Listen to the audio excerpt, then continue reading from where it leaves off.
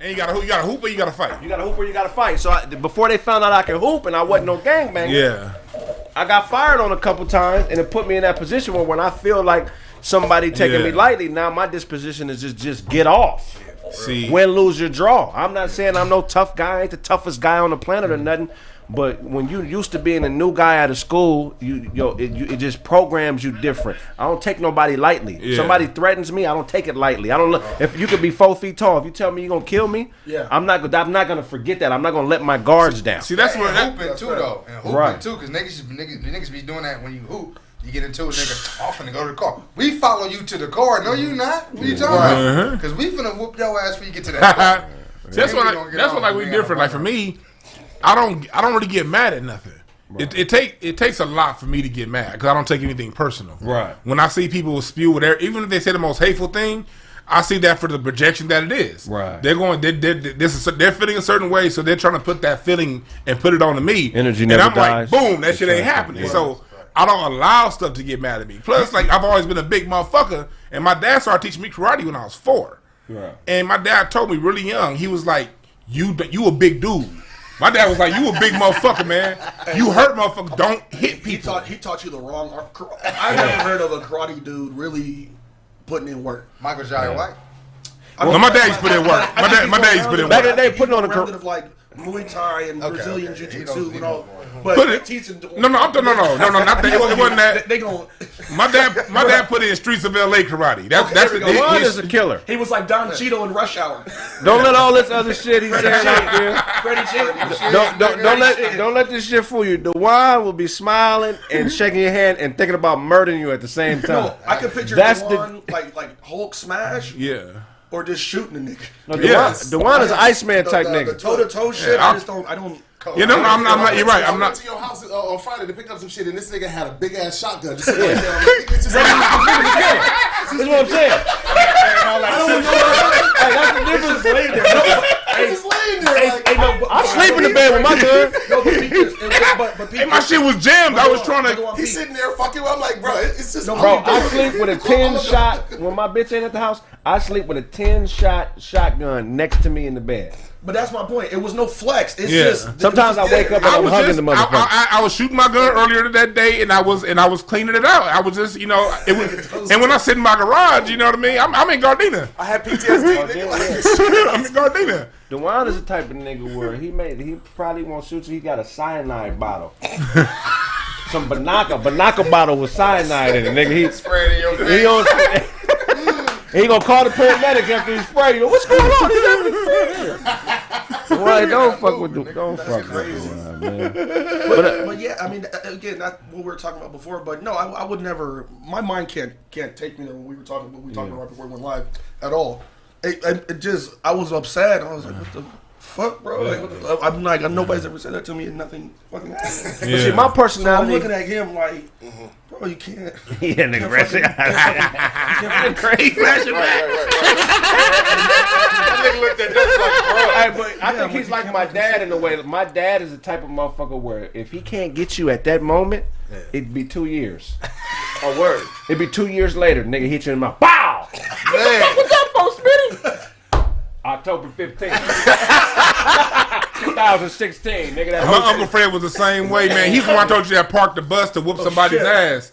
But he beat somebody else's ass 10 years later. Yeah. They had said something right, like my dad, because he beat his ass when I was a kid. Right. But my dad told me, he was like, yeah, right after high school, that motherfucker said something to Fred, and Fred said, next time I see you, I'm going to beat his ass. So I'm like 4 or 5 years old, like, why did Uncle Fred get in a fight? Well, that was the next time you saw that motherfucker. But 10 years later. When it comes to like stuff like that, you do have to be patient with it. Because there's certain shit where I'm like, it's just you wait for the right time. Yeah. And it is what it is. Well, shit, let's get into it. Yeah, go ahead. No, my bad, y'all. I missed the show last week. I had some personal things to take care of. You ran out of blouses. Let's talk about politics, because what we're talking about is a variation of politics and how some of you niggas are too much of a hoe to be hotepping. Let's get into it. It take real heart to hotep. Yeah. That's real tough. You just got the hoe. But Kraig, But where's the tap? No tap. It's more hoes than teps, bro. I've been reading shit and I see what they saying about you, bro. Yeah, nigga. I mean, straight. Let's talk about it. They say you buck dancing on the Stop Asian Hate, bro. Yeah, that's some wild shit, man. Let me tell you something, man. There's a lot of fake ass Tariq Nasheeds out here, man. Fake. Go ahead. Tariq Nasheed is a savage. Yeah. He goes hard for our people. You know what I'm saying? He spits good information. He challenges shit. He does what he does. You know what I'm saying? Palatable. He makes it palatable. Not always right, but right 90% of the time. And I fuck with him. You know what I'm saying? He a legend to me. Much love to Tariq Nasheed. But Tariq Nasheed is 6'4", 280. A lot of you niggas ain't seen him up close. So he can say certain shit to certain niggas and deal with the consequences. But a lot of you niggas are small. Not just physically, but intellectually as well as what you're doing for your people. That's a fact. You're not doing enough for your people to have an opinion on what somebody else is doing who's trying to do something for our people.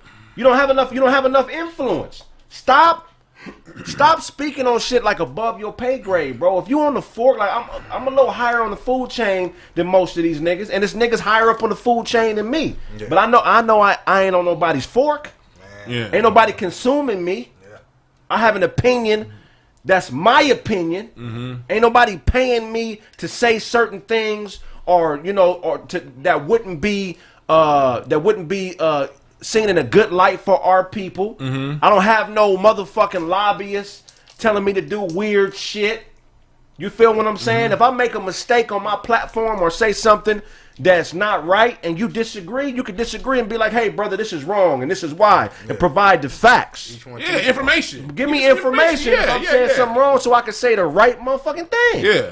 But if I say something that may have a little bit more mainstream implication, and because our battles are grassroots, we're trying to come from the underground to the mainstream and represent ourselves politically, you know what I'm saying, and combat all the propaganda that's being used to slander us as a people and all that other shit. If you feel like I say something that's out of code, I can respect your opinion. But nigga, if you troll me and I troll you back, don't be a hoe and block me. Let's go. Because some days I got time, nigga. And I'm 6'3", 250. Talk about it. So if you run up, nigga, it ain't going to be as easy as you think it's going to be. I'm a big nose, big bodied nigga. And I'll sleep you through a block, nigga. Yeah. So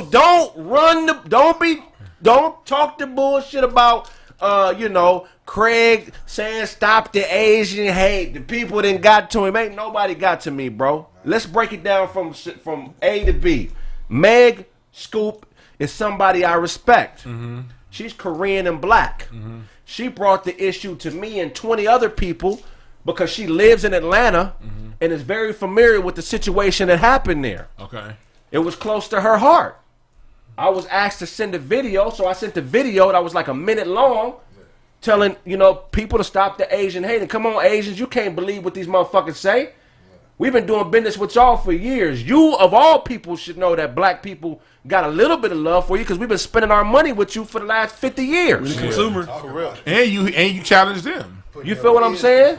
So if I send a video and they edit out the one part that says stop Asian hate, but I have a track record of being a little bit more knowledgeable than that, I'm one of the niggas that deserve the benefit of the doubt. Don't start putting mud on my name and start coming from me thinking that I'm one of these celebrity type niggas that's not close enough to get back at you. I ain't gonna do nothing physically to nobody, but sometimes I got time, nigga. So if you on bullshit and I can sense it, I'm gonna be on bullshit. I want to point something out, what you just said, Kraig. I want to point this out. Kraig said that he did a video. It was a long video that had a lot of things, and he was challenging the Asians' relationships with ours. It was a very good video talking about in a conversational type piece. Right. Once he sends it in, like a lot of what people y'all don't understand is when people send stuff in, they edited it, and you don't know what the fuck is gonna come out of that. Right. So if they decided what Kraig is saying as far as benefit of the doubt, they cut out the other stuff that he said and only put out one part. And I understand, I want to say this to the people listening, I understand your plight, I understand your pain because you understand the propaganda Black people are waking up. You know what I mean? We start to get more sensitive as to how we're covered and portrayed. So I get the pain that some people may or may not feel.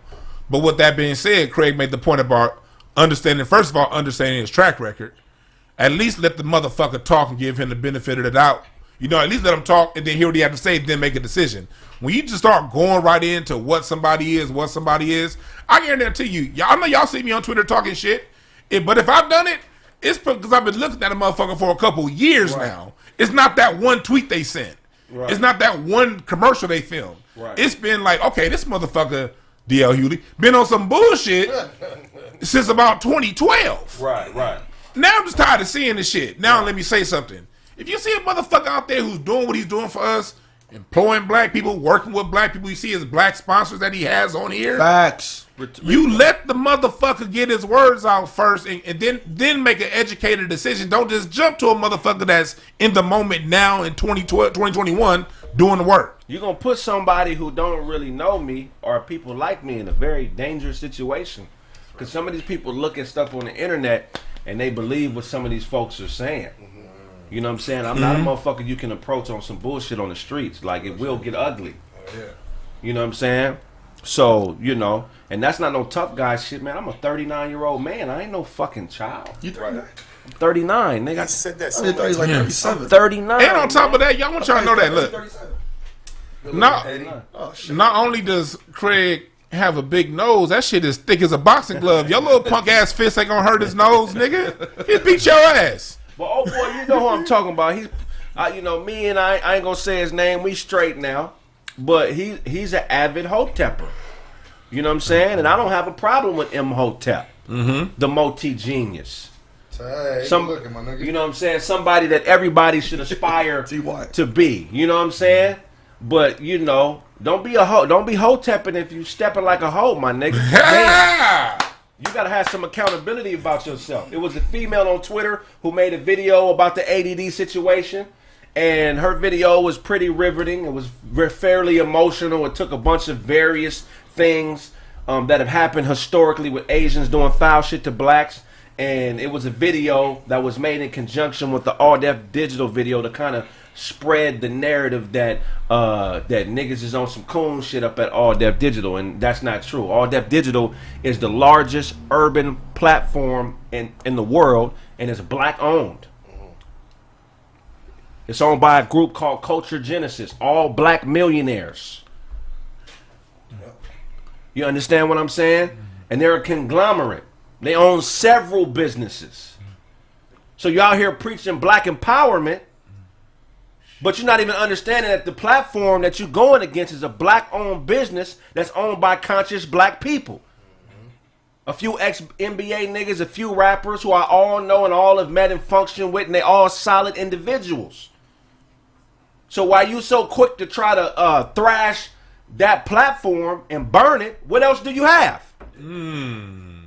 If you want to hold it accountable, get in that inbox and start hitting them and say, hey, what y'all doing? This is wrong. Look at this information. But if you're not equipping me with the tools to make a decision that's right, then you're a white supremacist to me. Hey. Because there's no perfect organization. None. Marcus Garvey had feds, snitches, and all types of niggas up under him every day. And light-skinned niggas like you couldn't get in. Right.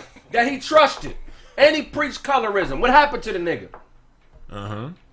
You feel what I'm saying? We can talk about countless movements where shit wasn't perfect. I mean, Marcus got a lot of good work done, but what I'm saying is there's no perfect organization. There's cracks in everything, man. If you're really about this movement, you need to be trying to help mend some of these cracks. Or you need to build yourself up into a point where you can make a difference and you can challenge things. But if you got 1,000 followers and you are not trying to sow any seeds of growth into your people, you just want to be combative and say negative things about other motherfuckers who put their necks on the line and risk their reputation. The type of shit I be saying on this show, bro, I couldn't get no government job. I can't go back into a regular workplace, nigga. Facts. This ain't no channel where you watch niggas play video games.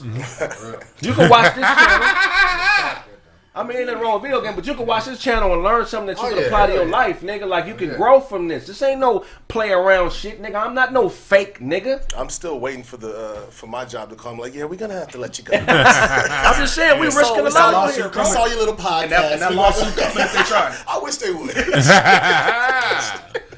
Some of you motherfuckers get a cell phone and learn how to edit, and it's you against the world now. Man. And I respect it, nigga, but go ahead. Everybody has, well, not everybody, but you see it all the time. People always have, like, these negative comments, negative things to say about somebody who's trying to do something right, but they never have a solution. All right, well, if I'm fucking up, cool. What should I do then? Yeah. I don't have nothing. They ain't never got nothing positive to say, but they got all the negative shit. You wrong. All right, well, tell me what's right then. You know what I found They in my never got experience, Dozie?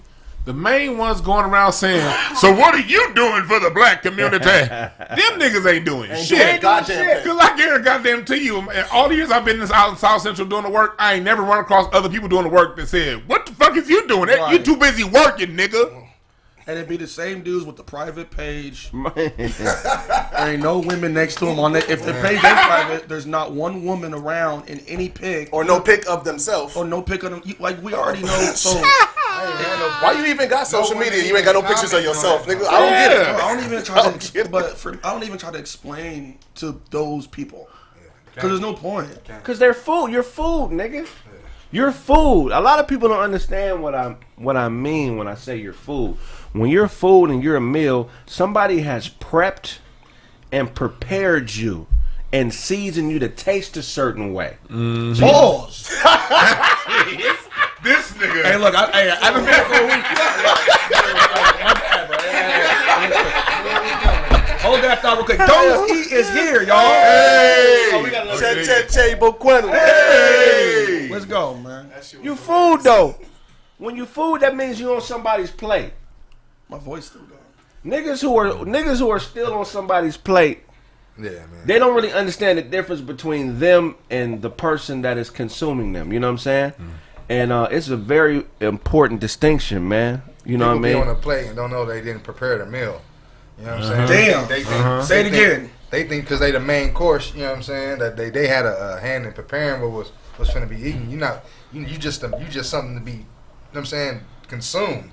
There's nothing other than that. You don't play no other part than that. And you feel special because everybody looking at you. You're prepared nice. But somebody else did that. You know what I'm saying? It's a nigga with a towel over his shoulder like, yeah. You've been hunted. You've been killed mentally. Yeah. You've been cut into small pieces and packaged. You've been put on a plate. Oh, yeah. And now it's a bunch of people sitting around a table with white skin Man. that are waiting to eat you. Pause. This nigga. And then once they eat you, guess what happens? They shit you out and get rid of you. Yeah. Food is replaceable. Jeez. You don't eat the same meal every day. Every day you eat a different meal. It ain't no nigga on this earth that's been eating the same burrito for 30 years. Eat the burrito, shit it out, eat it again. Nigga. We might have one. we might have one. That nigga right here. Hey, is your voice okay? Because I lost my voice, man. You look like Wigless Wheezy Jefferson. And talk Wigless like Wheezy. Your new name is Wigless Wheezy. Wigless Wheezy. So look, man, we're gonna get into some Neely Fuller shit today. Oh hell yeah! Let's That's do my it. nigga right there. So we really need to deconstruct white supremacy today because a lot of people think that black is a real thing. And white's a real thing. Right. Yeah. So what does Neely Fuller say about white supremacy, right? There are 3 different types of people in this world, according to Neely. White people, non-white people, and white supremacists. Them is the only 3 motherfuckers that exist on this planet.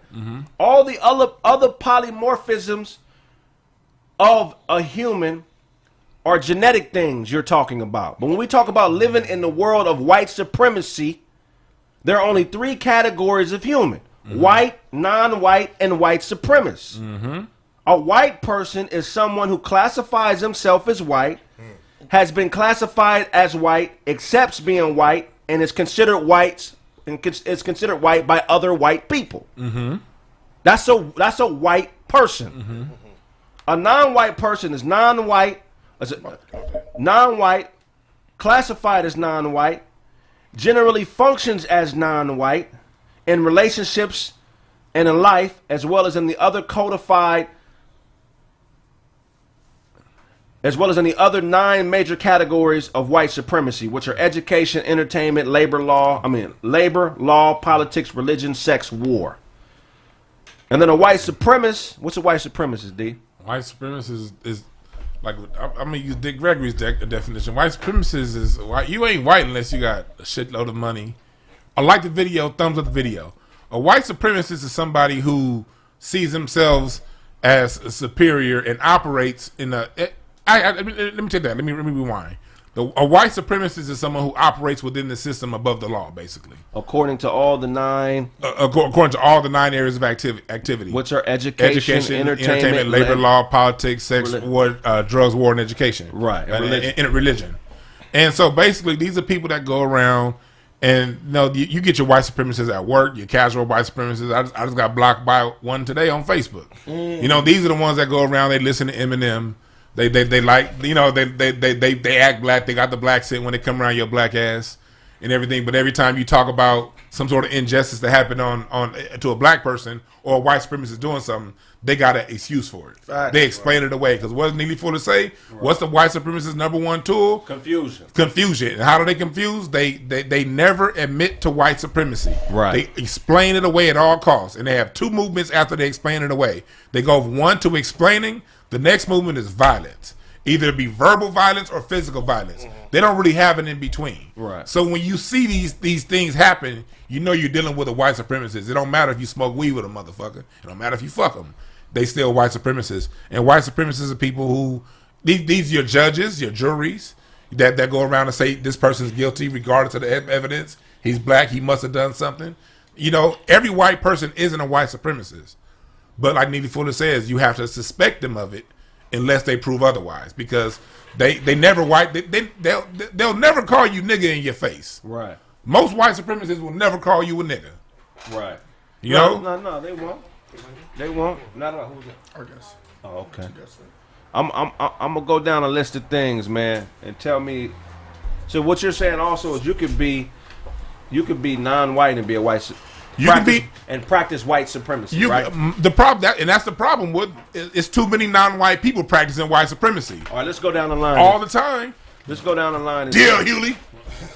Let's go down the line and y'all tell me if you think that this could qualify you as either practicing white supremacy or not understanding it. You own 9 dashikis and no gun.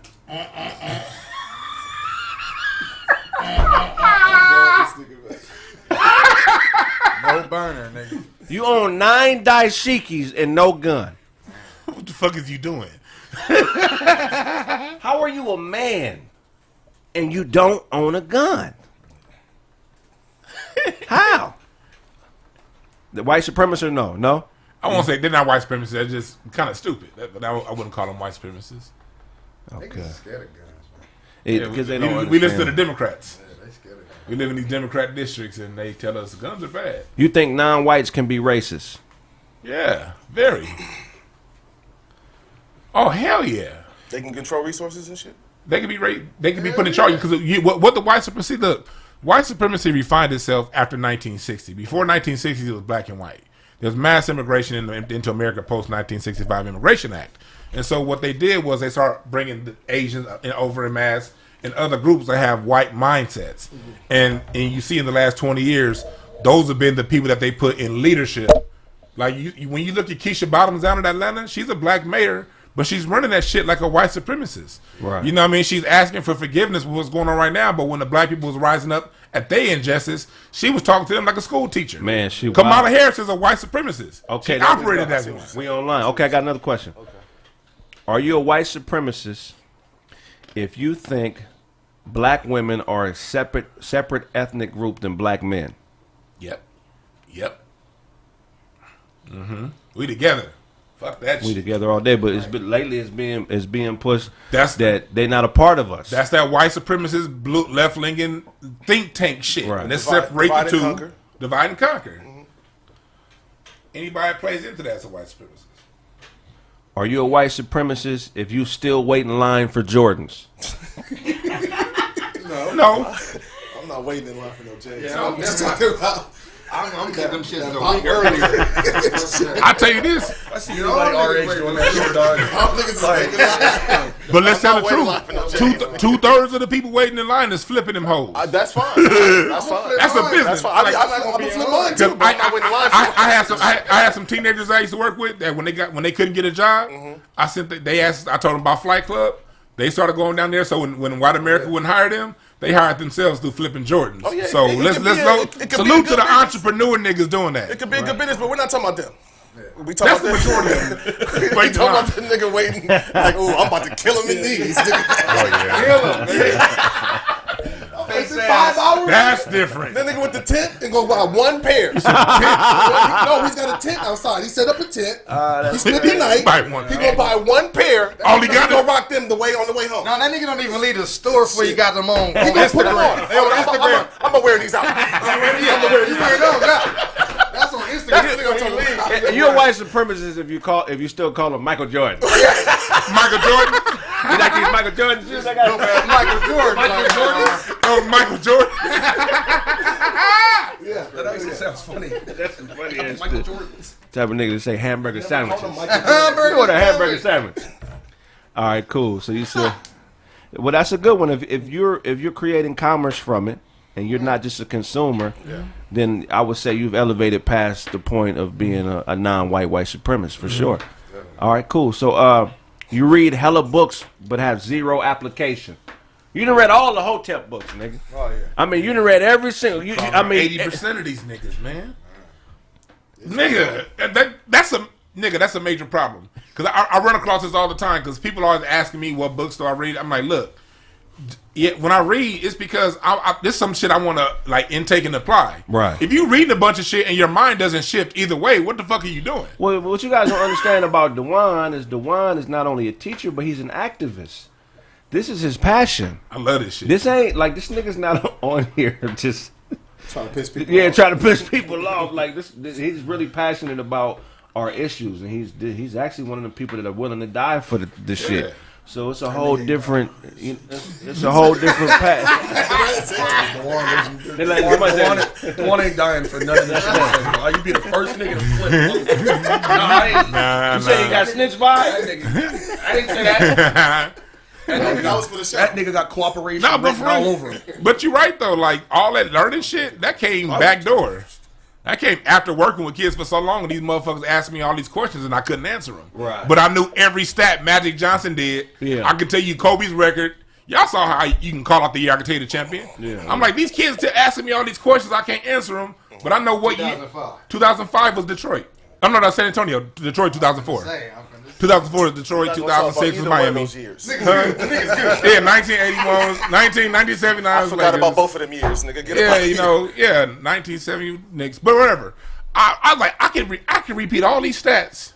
I know everything the Lakers did, but I got these little young men I'm trying to tutor, and anything they ask me outside this small scope of knowledge that I have, I can't answer. I was like, that's some bullshit. Like, I gotta learn something. And then when you learn shit, it changes how you see the world. You're like, hold on. Damn, because I used to be one of them niggas that lived, because I lived in View Park, house, view of the city. You know what I mean? Them niggas in the hood ain't doing shit. Right. Until I started working in the hood. Right. Every day of my life. And I was like, hold on. Why is all the smart kids in special education? Right. And through all that, maybe it put me onto another journey of knowledge. You know what I mean? So, yeah, this some real shit, motherfucker. Are you a non-white white supremacist if you spell good, you have good punctuation, but you haven't written one piece of information that can help anybody but yourself? Yeah. Yeah, you give, yeah. What's the use of being smart if you're not helping nobody? Man. Damn. You just had Department of Water and Power, smart as a motherfucker, following orders, mad that everybody else ain't doing shit right the way you think it should be done, but you don't want to help nobody? How are you useful to the group just being smart all by yourself? You're not. Why are you on the internet saying you spelled that wrong? You know them niggas that be on there like, oh, nigga. I mean, the word under your shit. it's three different types of bears, okay? The grammar, That's wrong there. the grammar Wrong police. there. The grammar police.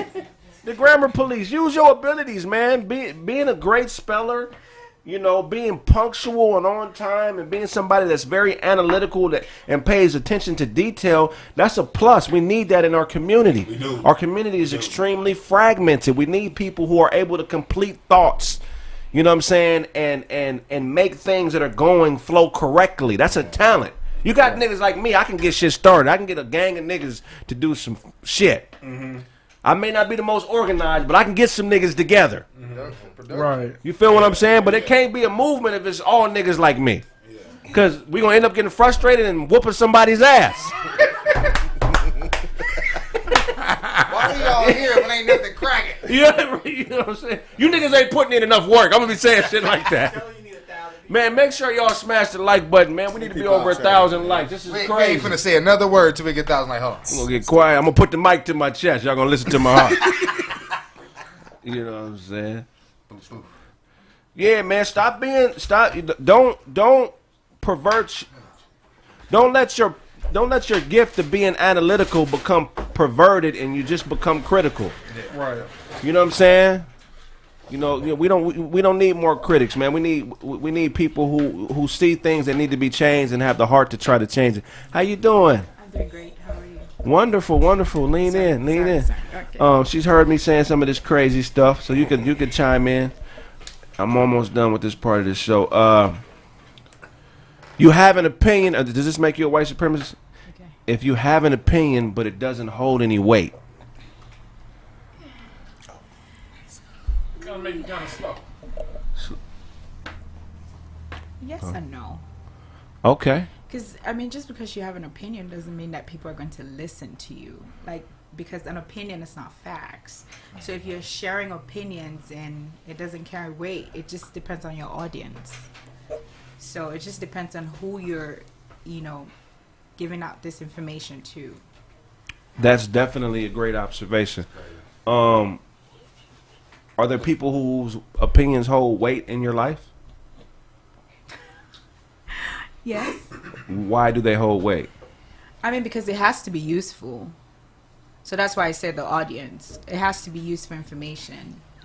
So there's just a few. If you're giving out information that doesn't really, I can't understand, or I don't need at the time, just because you're saying something right doesn't mean that's going to hold weight. That's just all I'm saying. Dewan, can you please teach the people about holding weight?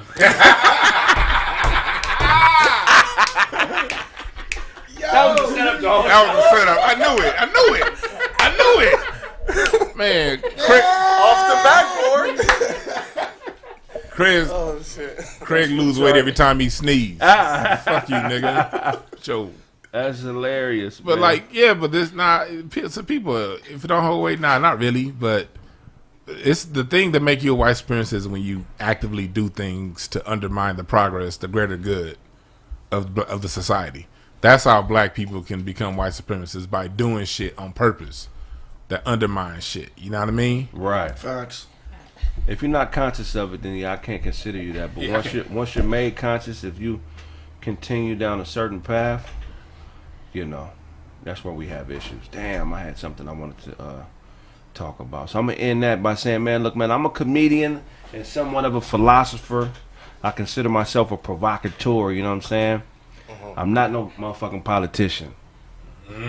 Don't listen to my show for the same reason you listen to Tariq's show, or you listen to Boyce Watkins' show, or any of them dope ass niggas. I'm here to make you laugh and think, man. I'm not here to claim to be this super knowledgeable motherfucker that knows everything.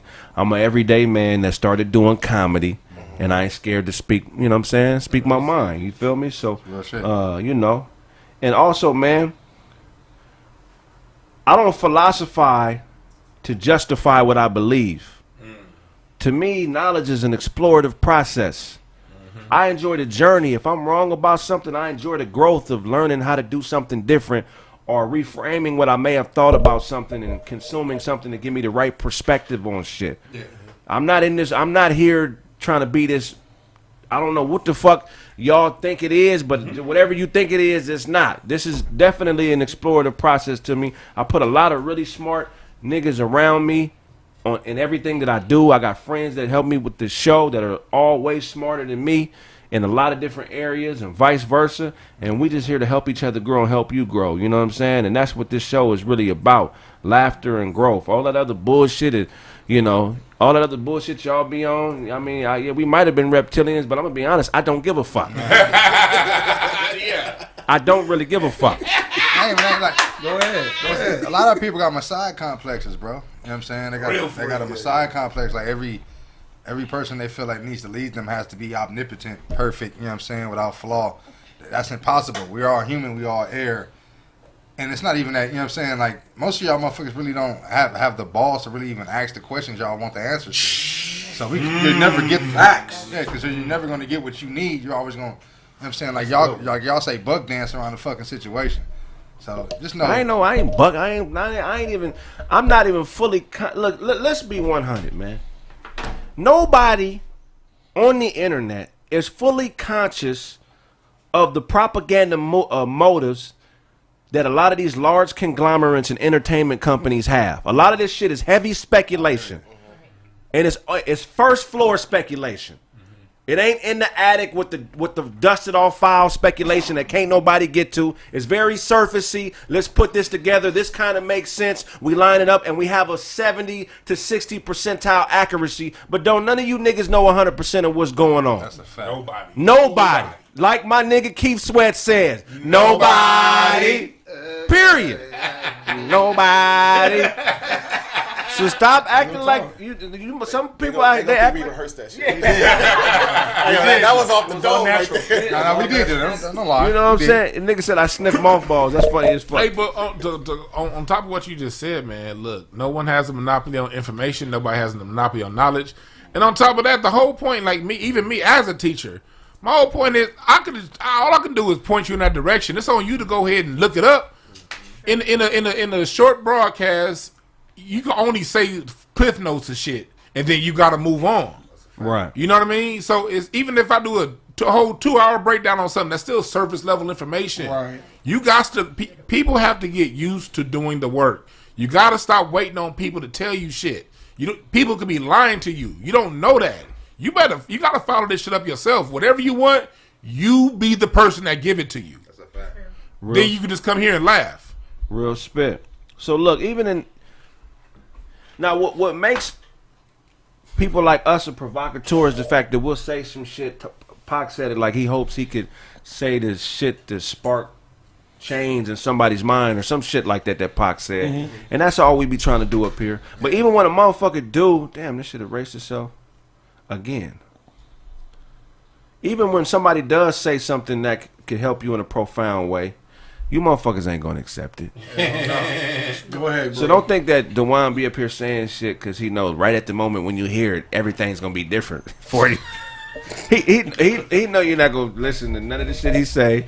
And you know, one day it'll click. It's gonna be some shit that has to get you out your comfort zone before you realize why we think the way we think. That's why we always say, Kraig, all you gotta do is just get through to one person. Right. That's it. You don't have to get through 50,000. Just one person that's going to listen, that take the information and do something with it. We're very fortunate that we can reach out to more than one person. Yeah. So there was a guy in the Jewish faith, right? He's the one that came up with the 13 elements of faith, right? And he was a Spaniard. I know they called him Moses. It's not the Moses that parted the Red Sea. It's something Moses, right? So before this dude... Was Moses Malone? That would be hilarious. Bro. So he was a Jew. They call it Sephardic Jew. He was from either Spain or Portugal. I can't remember specifically which one. And he came up with the 13 elements of faith. And this didn't exist in the Jewish religion before, right? And it was something that was shunned when he first dropped it. They wasn't fucking with him because he wasn't from the homeland. Mm-hmm. You know what I'm saying? Yeah. And after he published his work, it was like 200 or 300 years before it was accepted into the faith. And now it's a part of the coding of the Jewish, you know what I'm saying? It's like a part of it. Like if you're not familiar with these 13 elements of faith, you might go to hell if you don't follow these 13 elements of faith. So what I'm saying was this guy, who was considered to be one of the greatest political philosophers ever, wasn't necessarily accepted by the group of people that he wanted to be a part of because he didn't look like him. You know what I'm saying? He spoke a different language. He did everything differently than they did. You know what I'm saying? So when he became a rabbi, guess where this nigga went to practice? He was in Egypt. Yeah. So he was privy to other information that the average everyday Jewish person wasn't privy to. Yeah. Being in North Africa, which is probably what enlightened his perception. Yeah. So don't think that I gotta look like you and act like you to be able to give you information that can help you in your life and shit. Like, don't be that ignorant. Go ahead. Let's tell the truth. You niggas accept information for a white person all day. They don't look shit like your ass. Go ahead. So let's just tell the goddamn truth. If a white person said, he'd be like, well, it must be true. Yeah. So you don't even need to explain yourself. Look, the few of you niggas showed up to Bill Nye's funeral, but not Dr. Sabi. So fuck that. That's the type of niggas you are. Hey, that's real talk. Bill Nye is he dead? I know his career is dead. That's real talk. That's crazy as fuck. All right, I'm done on that goofball shit I was talking about, man. Okay, so talk to us. We got a beautiful guest, man. How'd you hear about us? Through Dozie. Dozie? Yes. Yeah. Gotta ask the question, man. Can I ask? Answer the question. That's any question. Any question? Are y'all fucking? No. I already knew that. This is a Dozie? No.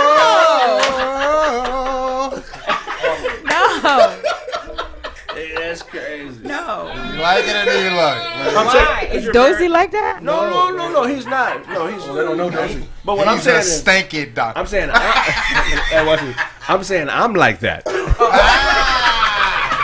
I'm joking with you. I'm joking. No, I'm not joking, but I'm joking. Look, unless you're gonna do it. No, I'm saying because you're a beautiful woman, very curvaceous. Dozie has great taste in women, so we always ask that whenever he brings a guest because he has a way. Does he always just bring women? No. He doesn't just bring women. I just want.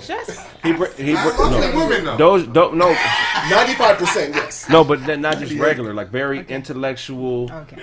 Business owner. Yeah, like he don't. They be good guests. So he has a type. Okay. Yeah, but I'm not. But it's not.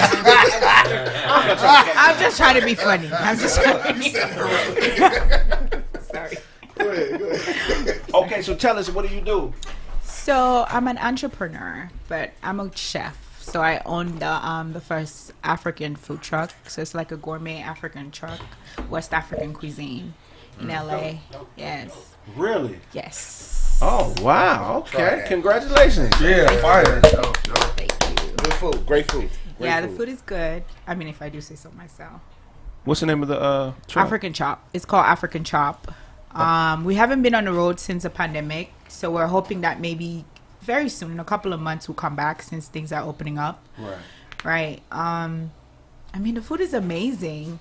We've had like a few write-ups, Eater LA, and a few other like little blogs and stuff have picked us up. We've done a lot of catering for like major companies like Red Bull, Yahoo, Google. Like, so the food is, it speaks for itself. I'm so surprised I didn't bring no food today. I know where you Man, Dewan is I mean, because you guys be different. You know what I'm saying? Hey, she knew who Dewan was. It's all good. It's all good. She got that joke right away. You see his stomach jumping through his shirt.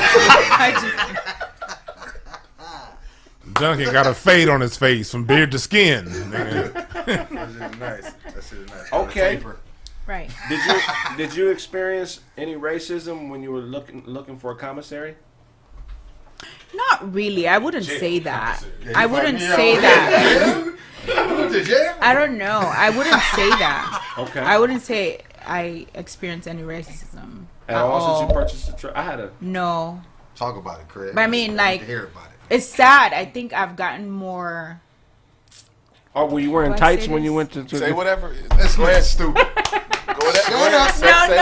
I mean, with the commissary, it's a man's world. It's not a lot of women at the commissary. So dealing with the guy who I had to get the commissary from, it was hard because I was a woman, but I don't think that it was because I was black. It was just because I was a woman and he was just so quick with me. But then when my business partner, who's my brother, went to deal with him, it was smooth. But every time I have to deal with him, it's like a hassle.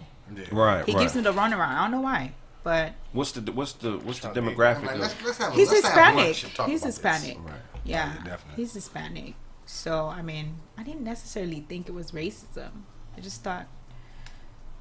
I mean, I have a hard time as a businesswoman. I have a hard time with Asian men because we have a beauty supply as well. Oh. So it's like dealing with Asian people. Now I think it's racism. With Asian men, yes, but as regards to the food truck, Did one of them try to kick you? bite me probably. Like that shit. Probably bite me. Get out of my stall.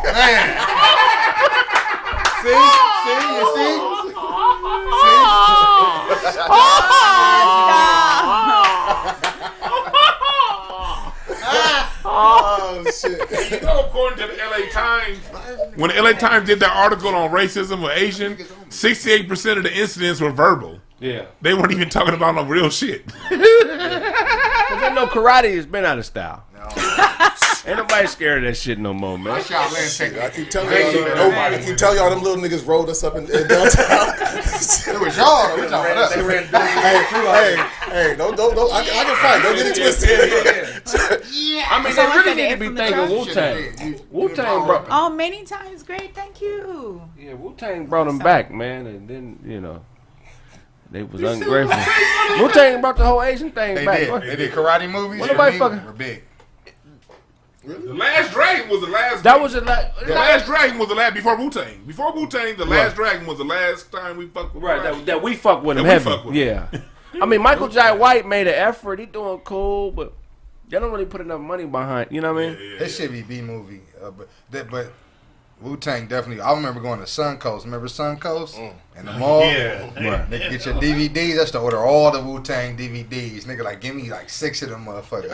They got Ip Man and all that though. Let me ask you a question. Has Wu-Tang done more for Asian culture than the Jabberwockies have done for black culture? Yeah. Do you know who the Jabberwockies are?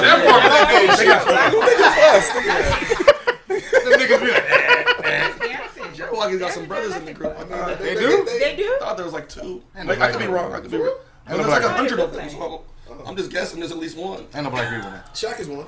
Shaq definitely. Shaq, cool, yeah. Shaq is not a Jabberwocky. He's a gorilla. He performed with him. He's a gorilla. The baby performed with him too. Doesn't make it with I Jabberwocky. would still go with Wu-Tang. Wu-Tang. Wu-Tang, yeah, definitely. Has there been a person of Asian descent to do more for blacks than Wu-Tang has done for Asians? Bruce Lee. Bruce Lee. What did Bruce Lee? What did he do for them? Philosophize, nigga. I ain't gonna lie, he a cold philosopher. Bruce Lee called him up, but look, you got to remember, Bruce Lee, like, black people are the ones that embrace Bruce Lee. Like, my dad was talking about like that. They weren't really fucking with Bruce Lee like that. They didn't like him. But when he was in San Francisco, he was kicking it with the brothers. You know what I mean? That's what he was supposed. Well, he was a gangster. A lot of people don't know that. No, Yeah, that Bruce Lee motherfucker went to jail for stealing cars. Yeah. And his parents sent him back to China. That's the reason he went back to China, because he kept getting in trouble. He was in a street gang and he hung with niggas. Yeah, and like, but I will say this: my dad said the reason why my dad did karate, he said that whole generation, it was Bruce Lee. Them Bruce Lee movies is what got like that whole generation of black dudes into karate. Like in the early '70s, them niggas love Bruce Lee films. Like it was dojos all up and down Wilshire for the niggas. Well, I Like my dad went to Chuck Norris' studio, and it was mostly all black people in the studio. Right. Well, in the 70s, what gangster rap is to us is what kung fu and westerns were for our dad's generation. Them was some fighting to shooting motherfuckers, because all they watched was violence, fighting and gunfights. That's what the 70s was all about. Yeah. I love a nigga going in a karate movie, nigga squad like 100 niggas. Oh, Right. I love it. He finna, Come here, you jive motherfucker. he finna like that 400 of these Like niggas. that movie Raid is like it's like Oh, I dope love it. scenes. I love Raid. Raid is dope as fuck. But even when you look at when you look at all And the Raid old too. Shaft and like all those Dolomite movies, all them Dolomite moves, all them motherfuckers was doing karate. Dolomite. You couldn't do karate for shit, but Dolomite was making that shit up on the spot. Hiya! That was right now, right now, that shit Roddy. right now. Come here, sucker. That was now, Roddy. Whatever this is what I just did. Right now. I You don't know. said now, Roddy? Now, Roddy. That nigga was making shit up. Reaching for shit. And Nigga said reaching shit, closing his fist. Hey, that nigga Kicks wasn't shit though. That nigga Kicks wasn't shit. Man, that nigga kicks was like, They say more modern is like the Matrix. in bell bottoms, The Matrix shit. is more of a karate Right. style. That's a black woman who did that movie too. Shout out to her. Well, yeah. Well, she sued them. They stole it, and then she sued them. Karate doesn't work. Karate is like the bow and arrow of martial arts. Like Bow and arrow. I mean, the shit can kill you, but you gotta be stupid to the motherfucker. You know what I mean? Like it ain't. It doesn't lead to like you can't do that shit in no real fight. Nigga gonna tackle you. Yeah, you don't typically see it in like MMA, like a karate guy. But he is karate background, but he is also like Brazilian jiu-jitsu as well. So that was his base though. His base was jiu-jitsu. Yeah, pure karate. We haven't seen a UFC guy the floor because you got the white guy with the mustache in UFC 1. Who you talking about? Look like Hulk Hogan. You talking about? That's not Tank. Ben Severin. Dan Severin. Yeah, Dan Severin. That's what you talking about. That nigga had the American shorts, little speedos on. I remember when he got his neck cracked in wrestling. Remember when they got power drive and he got his neck cracked? Yeah, karate only work when you got the gi on. If you ain't got the gi on, karate, like that type shit. Like we said, if you kids, if you want to learn the self-defense, karate food. If you want to learn the self-defense, jiu-jitsu is like where you need to go. Jiu-jitsu and boxing, because what you're gonna do is you stand up with niggas. Niggas definitely gonna take you down if you hitting them. They want to wrestle. So if you know how to handle yourself on the ground, you can, know how to move your hips, get out of. But with that, there's two Why forms. Pause? Because you got to move your hips. Nigga. No, but there's two forms. So if you're gonna do jiu-jitsu, make sure you do it because there's with gi, like there's black belt with gi and without gi. You do it with gi because that's a lot more difficult than without gi because that's more comparative to like a street fight where you have clothes on and they can get leverage from like your outfit. So if you're gonna do it, I would say do it. If you're a black belt with gi, oh, you're crazy. I know brown belts with gi that. Somebody said 52 blocks. Yeah, that shit work if you in a sale, nigga. But we free like a motherfucker. I'm not gonna get close enough for you to do this. What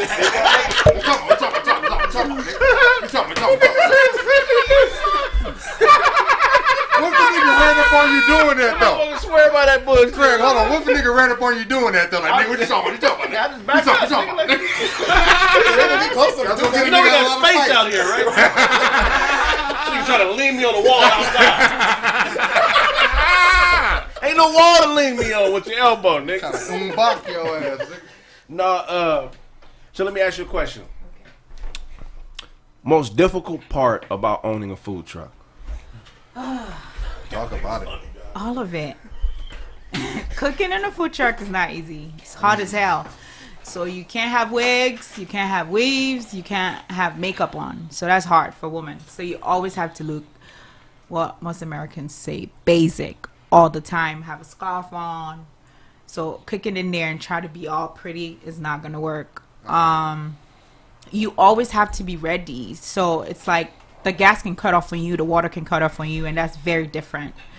Compared to like a commercial kitchen. It is like a commercial kitchen, but it's not. So you have to be always prepared and always like on time. So if you're out there for lunch, you have to know that water is going to run out after 2 hours. Right. So it's really, it's all of it is hard. Do you have propane or yeah, propane. I said my truck was propane. I don't like propane. What? When I start smelling that gas, I get paranoid.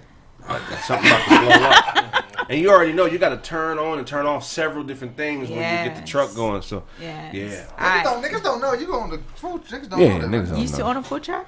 Hey, I got rid of it, man. You got rid of it? That nigga had a dope food truck. I made that nigga dope. Hey, that nigga had a dope food truck. He had a dope. That shit was gonna be dope. I'm gonna get another one, but that wasn't because the propane situation. And then the reason that I purchased the truck is because when I do comedy shows, I want to be able to sell the food. Oh, that's smart. Giving them too much game. Yeah, so that's why I got it. Yeah, that's purpose driven. That's really nice. Yeah, definitely. So that's why I got it. So 2 for the price of 1. Yeah, but I'ma steal that. Oh, make sure y'all smash the like button, man. Smash the like button. We got to be at 2,000 likes, man. What are we doing out here in the world? So, okay, so you said you were a chef, and then that's why you bought a truck. No.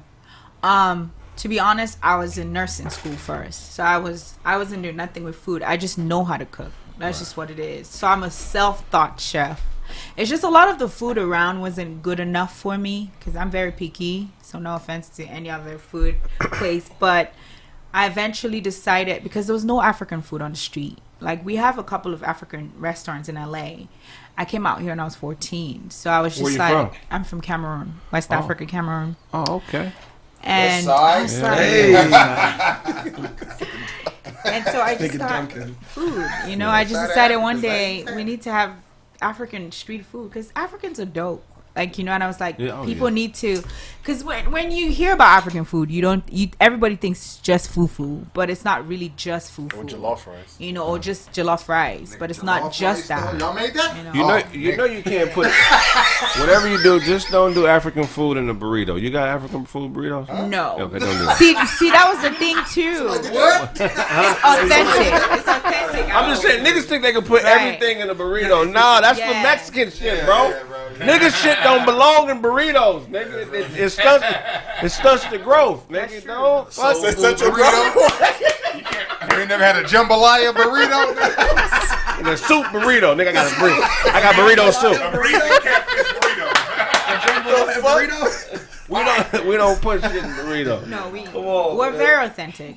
Yeah, okay. That was the whole purpose of doing it. Right. Like, just so we can preserve, you know, just like Thai food is Thai food, right? Yeah. So we wanted African food to just be African food. You know, so it's just us. I'm not putting it in no burrito. I have people asking for that. Really? No. Yes. Tell them to kiss your ass. People ask, people do that? What do you say to people that ask you if you got zebra burgers? I was waiting for the outlandish meat to come. Pause. You waiting on the meat, huh? That nigga Dozie said he was waiting on the meat. I ain't gonna let that slide. Zebra burgers. Probably fire. I've never heard that before. He's just probably fire. It's probably fire. Let me nigga. tell you. Horse meat, man. Yeah, it's like, how you eat? Would you eat horse? Hey, can I say something real quick? Can I say something real quick? This might be the best podcast. Your niggas zebra burgers, nigga. What? I ain't never heard no shit. I ain't never heard no shit like that in my life. That's fucking I've never heard that. crazy, bro. I ain't never heard no shit like that. Zebra? That's crazy. Disgusting. No, it doesn't. You ever had zebra? It can sound like eating a horse burger. Have you eaten gator? Have you eaten gator? I've eaten. I have. Yeah. Gators and shit. Gator's I don't good. think I have. I've eaten Gator's good. Gator, Rattlesnake. Yeah, I had snake before. Yeah, shark. I've You know, had like gator snake. soup? I haven't had gator soup. Nuggets. I went to Papa Do's and they had the platter with the fried gator on it. That's good. Yeah, Papa Do's gator is good. Disgusting. A Hey, did you gator. eat the shark? You eat the shark? I didn't eat I've never eaten shark. Shark is good. They got shark there too. A gator will eat anything, bro. You know, I wouldn't eat gator. I don't fuck with gator. But I eat snakes, but they eat everything too. They eat. I've never had snake. I have. It tastes good. What's the Snake is good. What's the most exotic food on the truck? All of it because it's African. You know, all of it. The suya is fire. Suya? Yeah, You gotta explain I that. just You said it gotta like explain like cat, right. Like cat suya? No, See, explain it, please. no. Explain that shit, Suya please. is just a spice. It's just spicy as hell, but it's flavorful too. But it's beef. It's just lean beef that we use. You know, like a beef chuck, and we season it with the seasoning, and that's what is called suya. But then we just call the whole plate suya. It looks like a shish kebab. So It's it looks just- like a right. So without the seasoning, it's just beef. It's just beef. But with the seasoning, it's it's suya. suya. So it's a whole Cause nother nigga, if world. you get sick, hey, but all these hotep niggas, y'all know nothing about what she's saying. Y'all know what suya is? Yeah. Y'all trying to be No, on niggas it's- about Africa, you punk motherfuckers. If you can't cook African, you ain't African. I don't give a fuck about no daishiki, nigga. If you can't cook like an African woman, you ain't African. I ain't never heard of no suya until you got on You're credit. African embarrassing. That's what I like that. I like that. I love that. That's a new African shirt. embarrassing? That's a new shirt. African embarrassing. That's crazy. I'll smoke a bag of that. Is there a vegan aspect to the menu? Yes. Okay, that was the pressure. But then it was still very authentic because our vegan option is still very African. It's just the stewed black beans. In Africa, if you didn't buy meat, you ate beans. And we cook it that way. So that is the vegan option that we have on our truck. So it wasn't like anything where we had to go find beyond meat to make it, because then it takes away from the originality of the food. Right. So we kept it very authentic and just made stewed black beans like we would make it back home, like I grew up making it. Right. So that's our vegan option, and it works. Oh wow. You know, it works. I mean, school us, man. Cause you ain't never told us nothing about that shit. About I'm what? kind of upset at you, fam. All they talk about it. All they talk. These niggas have come to Nigeria for the past year and a half. All they talk about is his extensive sandal collection. Yeah, that's what we talking about. All they talk about. He talking about that. He said, "I got a sandal for each toe. I got a pinky toe sandal. I got a pinky toe sandal. Wow. Yo, you got so the sandal. The ring is around the pinky toe. The ring around the ring. I get it. That's dope. Nigga fast. Open toe, all that. That's funny. Roll with you. Oh my God! No, Dozie always tells us we need to go to Nigeria. I'm going. I ain't going, bro. I'm going. I ain't coming back. Why? Brandon ain't even been to my house in Gardena. Ain't no way fucking way he going to Nigeria, nigga. Look at this. Why? For Nigeria. Look at this. He does look like he's Nigerian. What you mean? He fly. Don't look like that. You get laughed at in Nigeria too, nigga. Wear that bullshit. Don't play us like that, nigga. Fuck out of here. The main reason I feel like I would just get like major anxiety on like a 16 or 24-hour flight. Yeah. Like I couldn't. Like a 5-hour flight is probably like my threshold. The max. I can max that, but what's the flight there? 24? The trip is 24. I can't do it. I'll go. But it's not straight though. Yeah, no. You're gonna be in the air for like It's not straight 24 hours. and then another Right. another 6-hour flight. You Yeah. land in like- Amsterdam. You fly from here. You land in Amsterdam, and then from there, then you go To Nigeria, to Lagos. And how many hours is that from Amsterdam? That's probably another 6-hour flight. I can't. I just can't be. I just can't be enclosed. 12 So you're not going to Tulum from here? I just Might not can't come back. That time, 7 hours. That kind of time, 14 hours. I don't know if I can do that. I'll Wow. go crazy on a plane. I got a question. I got I want you to be on the plane. I got a question. Then Gilligan, would you get on the boat? He did. Take a boat from Florida to Nigeria. No, because open. I mean, he looked like Gilligan and he's scared to fly, so why not? Because open water kind of trips me out too. Damn. Okay. Because I don't know what's in there. Water fucks with me too, bro. But you're not supposed to know. It's water. But that comes just with like anxiety. Hold on. Do you know what's in your water when they bring it to you at a restaurant? I'm hoping Fish nothing. piss. So hope it ain't nothing in the water when we going to Africa, nigga. You're going. Nigga, let that happen. Taking a boat to Africa. Y'all But you guys act Oh, I like ain't definitely you guys act like a taking a 24-hour flight is just something easy. Like You want It to go on ain't. a luxury boat? Some people- like you- a big ass No. I got a laptop though, nigga. I got a lot of Not shit. when they you have know planes. internet on that plane. They got internet. They got What's wrong internet. with you? Yeah, They got Wi-Fi on planes now. What kind of plane you think we on? internet in Africa. Why do niggas think ain't no internet in Africa? I fly to Vegas, man. There's internet in Africa. Nigga. And that's what the homie told me. Like, man, I want to go to Africa, but shit, I heard ain't no internet out there. I'm like, shut your ass up. Who told you that? Ain't no internet. Nigga, it's parts of Riverside with no internet. It is. It ain't got shit to do with Africa. Craig, let me. You could be on a flight for 20 plus hours and not feel a certain type of like. No, you're not on a flight for 20 hours. 16, 15. Okay, 16, yes, that's I a can't long. do that. Sleeping 8. That's a long. On a plane, like you go to sleep, wake up, and you got another 8 hours. Yeah. I don't do can't do first it, class. So I you don't don't want do to see the first sun class. up I and wouldn't be do. down while you're still on the plane. It just, I'm gonna have to take That'll something bother to put you. me out. Yeah, that's what I do. Take a sleeping pill. That's what I do. But that's only 8 hours, or however long you sleep, right? Let's say you sleep 8. You got another 8. I'm gonna take another sleeping pill. Jeez. So you gonna be doped up on that. Nah, we just gonna smoke. You gonna smoke before you get there, nigga. You be Can't good. do it, man. 16 16 hours though. For him, it will. He don't smoke. How long you think it'll take a nigga to jet ski to Africa? Jet ski. What are they going to solar? Where he gonna get gas, nigga? Where he gonna stop and get gas? Amsterdam, nigga. Stop in Amsterdam. Gas up. Go to Lago. Niggas just stopping A jet ski to Amsterdam, nigga? She said a jet ski. It's got to be more than one Catalina Island on the way to Africa. It's got to be at least 100 of them motherfuckers. More than one Catalina.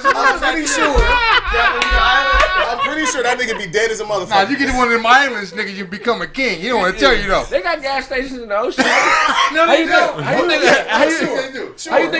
you think boats get all the way over here? It's gas station. It's a mobile gas station in the It's a ocean. mobile in the ocean? All right. Hold on. It's a motion. We're gonna put him to that where the oil Nigga spill said is. jet ski to Africa. Come Come on. We're gonna pull up to where the mobile spill was at the BP station. And But we gonna gas up there. they have a motor that can operate on water and not gasoline. Yeah. Hydration. Yeah. I mean, no one's taking a jet ski to Africa, bro. It's not happening. Because a jet ski can go, what's the top, about 100 miles? No, nigga. About 70? You get on a jet ski that can do 70, I'm not getting on it. How many miles? Hydroplane. About How many 20 miles? Africa? 15. This nigga's going about to Google this. About 15 miles an hour. How many miles is Africa from here? No, you know. From Maine. And you can still hydroplane on the jet ski. No. She said a million. You're doing about 15 an hour. You got 15, 20 an hour. That's how is miles per hour. Siri, how many miles is America from Africa?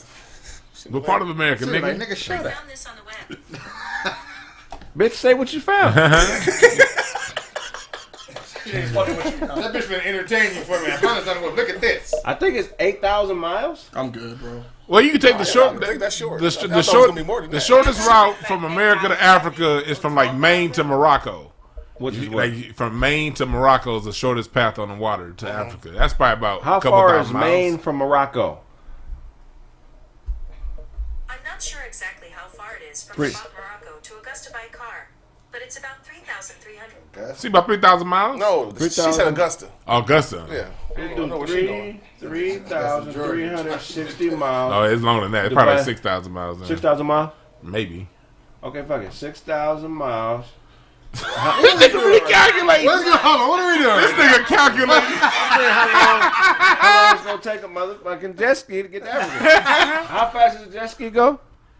Probably about 30 miles an hour. LA to Lagos is about 8,000 miles. Los Angeles to About Lagos? 15, It's 20, 8,000? 30 About 8,000. Let's see, Maine to Morocco. Is it 8,000 miles? From LA to Lagos.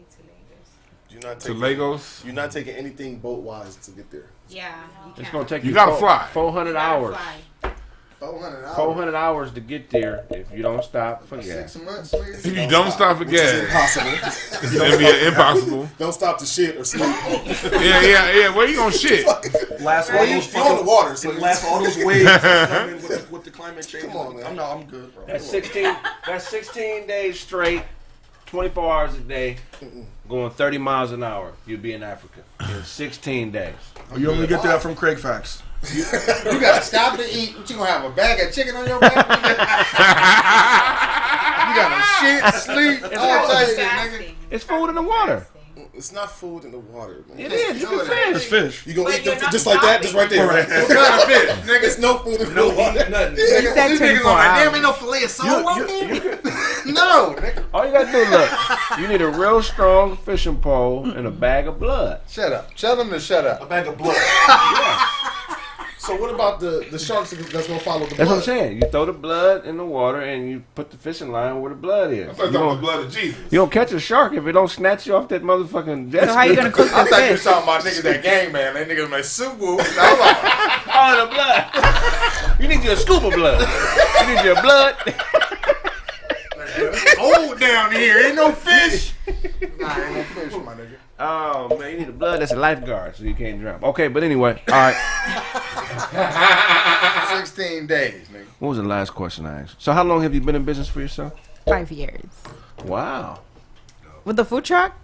Oh, just in general? Just in general. Oh my gosh. It's been like forever. I've always been on my hustle. Forever, ever? Yeah, forever, ever.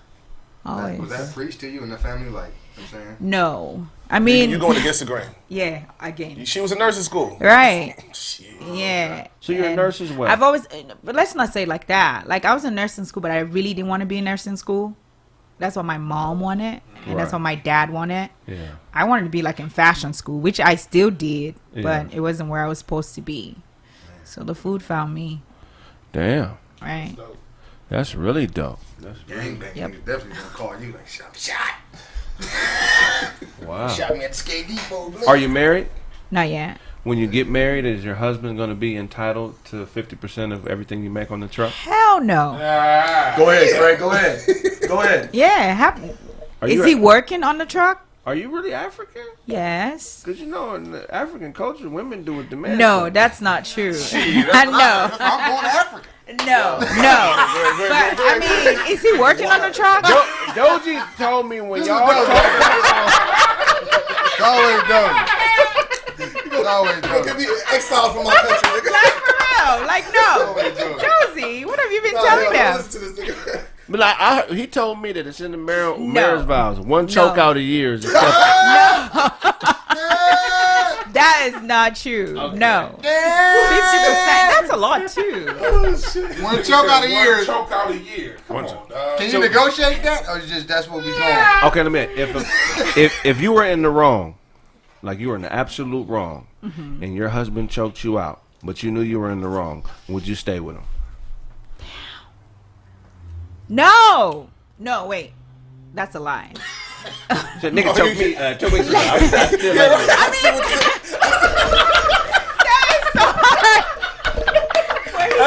Where?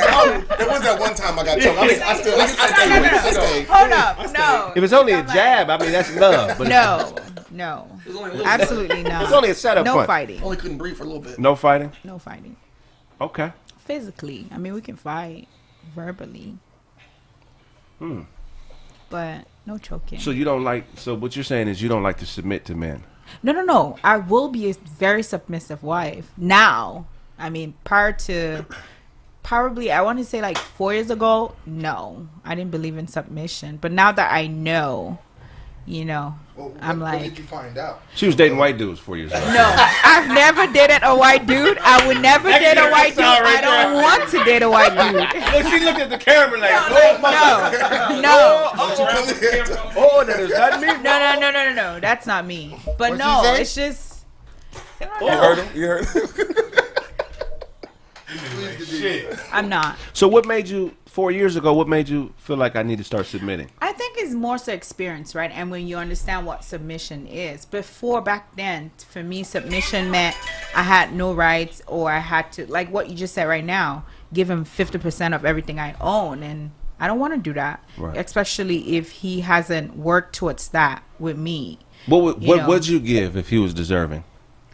I mean, if he was my business partner, yes, he can have 50% of it. But if he's not my business partner, then it's not his to have. So him just being your husband isn't good enough. Him being my husband, and him being my husband, he's not my business partner. But if my husband's my business partner, he has right to everything I have. So if you're married to a man, but your brother is your business partner, you don't think that that's out of order? How? My brother's my business partner. He's been helping me build this business for the past 5 years. How's that out of order? What if there comes a point where it's your brother's word against your husband's word? Whose word is? When it comes to our business, I mean, like, there's a time and place for everything, right? So my husband shouldn't be overstepping their boundaries with everything. He's not my business partner. So let's call it spoon, spade a spade. My husband cannot interfere with business matters. We can have that conversation together when we're talking about things, but when I'm talking to my business partner, he has no say-so whatsoever. But do you believe part of marriage is a business relationship? It is. So then he, in theory, is your business partner as So well? my husband is he could probably be my chief advisor, but he's not my business partner. It's different. You have to think about, let's be realistic.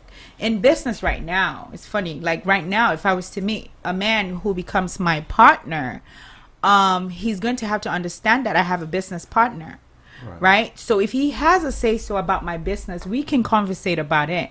But he could never, ever overstep his boundaries and talk some type of way because he's protecting me to my business partner. Whether it's right or not, it's wrong. So wrong is wrong, right is right. So my husband cannot overstep. Like, he could never just confront my business partner over something that we talked about. But you know how men are. You're going to want to protect your woman. But at the same time, business is business. If the man hasn't validated me in any type of way, you have no right. Because then you're undermining me. Real quick. So with that right there, let's say you're married, you got your business, but like, so something happens to where you're not necessarily with your brother, because I don't want to do that. But let's say your hair business. Right. So now you're doing that with somebody else. So your man sees that something's wrong. You come to him about it, and it's like, okay, let's say it's one of the situations where you're dealing with another man. So now it's okay, I'm gonna go talk to this nigga. You don't want that? Hell no. Okay. Unless it's one thing if it's say he steps to me and we're having, because in business I've learned so much. I've been in business financially where money's flowing and stuff, transactions for 10 years now. So I know there's always going to be issues. The problem is how you resolve the issues, right? Let me ask you this. So, because you said he is your business partner as a marriage, you're admitting that it is, but he's still, even though you're in business with like your friend, he can't go on. He can't have a say in that. That doesn't really make much sense to me. But I don't want to stay on that. So, let's say your business. Okay. Let's say your business went to shit. And you've already made it clear to him he has no say in your business. He then leaves you. Do you go for alimony on him? No. So you don't seek money? Seek money. I mean, we're saying this as if I don't have money, or how is it going to work? Because no, I'm saying, hold on. Let's be clear, because business go to shit. Right. Would you? And obviously, you have to get a divorce. You have to go through court. Do you seek alimony? Do you seek money, spousal support? If it's my right to, if I'm in right to seek spousal support, I will seek spousal support, because I'm seeking it. It has nothing to do with my business, does it? But you're saying there's money being made as a unit within you guys, but he can't touch. He doesn't. He's not entitled to anything over here. But then you're saying I see what you're saying. Still entitled when you're angry. You're entitled to it, but he's not entitled to do it when you guys are cordial. Because she doesn't want to submit completely. No. Okay, but that's the interfering, right? We're talking as if it's either you do it or not when you're married. When you're married, we all have different lives, right? So if I was to marry someone who has nothing to do with my business, like African Chop right now, if he has nothing, I've been building African Chop legally for 5 years. There we go. He has nothing to do with African Chop, but then he has opinions. Yes, he can give me opinions, but what I'm saying is not right. Is that he can't go and step to my business partner with those opinions, especially if I don't even know. Like, do you get what I'm saying? Right. Especially if my business partner, because my business partner and I are always going to have issues, because that's what happens with business. It's not perfect. So you're saying basically that your husband would be off code if he overstepped the boundary of business and got in between you and your business partner. He would be off code. Yeah, morally, that's not correct. No, what if your business partner disrespected you, though? Well, now that's different. That's why I said, like, okay, in terms of protecting, if my business partner said he was going to put some hands on me. Not even that. He just called you out. Bitch, I'm going to fuck you up. This goof shit is not tasting like it's supposed to taste. I said, bitch, you are. Yeah, bitch, you ain't shit. Bitch, you don't know what you're talking about. Like, shit like that. This is just real derogatory shit. So it's like. Well, that's different, though. So you don't want him to come and check him for that? He can check him for that. That's what I was talking about. But then he can't check my business partner when it comes to, like, disagreements. Like, I said, let's get a commercial kitchen. You said, let's sublet. But it's pissing me off, so I'm telling my husband, like, can you imagine that? So it has to be very defined. That's yours, yeah. That's all I'm talking about disrespect. I'm not talking about disagreement. So I'm still confused. If he wants to have a say in the business, and you're saying you can't have any say, it's gonna be you and your business partner's decision, right? So whether it fails or not, he's not a part of that situation. Mm-hmm. But yet, if you guys divorce and your business fails based off of your decision and your business partners, he's now responsible for covering a bill that he wasn't even allowed to even be a part of. You don't think that's wrong? I see what you're saying, but still, I don't agree, because think about it this way. So you can take his money, but he can't be a part of it. No, but that's the thing. The only reason I'm objecting to what you're saying is because I'm not taking anybody's money. Spousal support's taking money. Okay, but that has nothing to do with my business. So are you saying that he shouldn't have the right to pay me spousal support because he had opinions about my business that I didn't agree with? No, what I'm saying is, why not? If you broke up, leave him the fuck alone. Move on. What do you mean? It's if there are other things, other aspect of the relationship when you're married. It's not just my business. So that's why, because you're married, he should be a part of decisions. So he should have. Okay, so this is what I'm saying. You do have husbands, like right now. I've been asked before. I went to a podcast and I was asked if I would sign a prenup. This podcast better than that one. I know it is. It is. That's why I didn't call the name. I ain't say no names. But I was asked if I would sign a prenup, and I said, yes, it depends. On what? On the situation I'm getting in. What situation? Talk that shit. Whether it depends on if he has money or not. No. That's on how good the dick is. I just gotta know how the. If the dick is good enough, you'll sign it, right? I mean, because I have to think about it. You ain't banging the bottom out the pussy. She's not signing the prenup. I'm just saying, though. We need to have boundaries with everything. Right. Now, if Sign my that husband goddamn is protecting prenup. me, that's different. But if my husband is just like, instead of me, because it's my business partner. Think about it. If you were only saying this from one way, if you have a business partner who every time you want to have a conversation, the husband is having a conversation with you, and he's not even your business partner, how does that feel? What would you do if your husband lost the fight to your business partner? Well, he lost the fight. He needs to learn how to fight. Would you still respect him? Would you leave him? I won't leave him, but I'm clown him about it. So all I'm saying the he time. started the fight. I'm gonna fuck Ezekiel. What's his name? Your brother's name? I'm gonna fuck Ezekiel ass up. Okay, because I told you to tell Ezekiel. I told you you had to be home by 8 o'clock. It's 11:30. I'm fucking Ezekiel up. He show up to work, nigga, pointing all on his forehead. Nigga, I told you my wife had to be, nigga. And your brother just slept him. It's over with. I'm gonna just clown him about it. That's a good woman. Yeah. She gonna be like, keep fucking with me. I'm gonna call my brother back up here. Right. Most women can't handle seeing their man lose. Why? I think they feel like it makes him lesser, or for some reason. No. Whether you're losing financially or like just losing in general, most women can't handle that. I think it depends on what aspect. Failure is a roadmap to success. A lot of people need to know that. You know, just because you fail doesn't mean that you're always going to be a loser. It's just you have to be very, you know, you have to watch when you fail at something. I failed at a lot of things. Right. I always tell people that.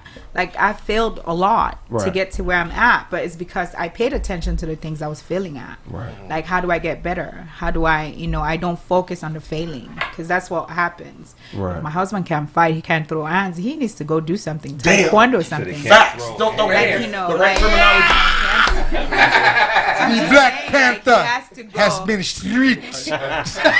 Oh wait. So I'll say I love your I like your stance on that. Right. And, because you made it clear. Hey, look, it's my shit. Say the fuck out. I'm with it. 1,000%. That's why I doubled down to see. So yeah, I'm with that. Fucking true. That's crazy. You could be with a bitch ass nigga. But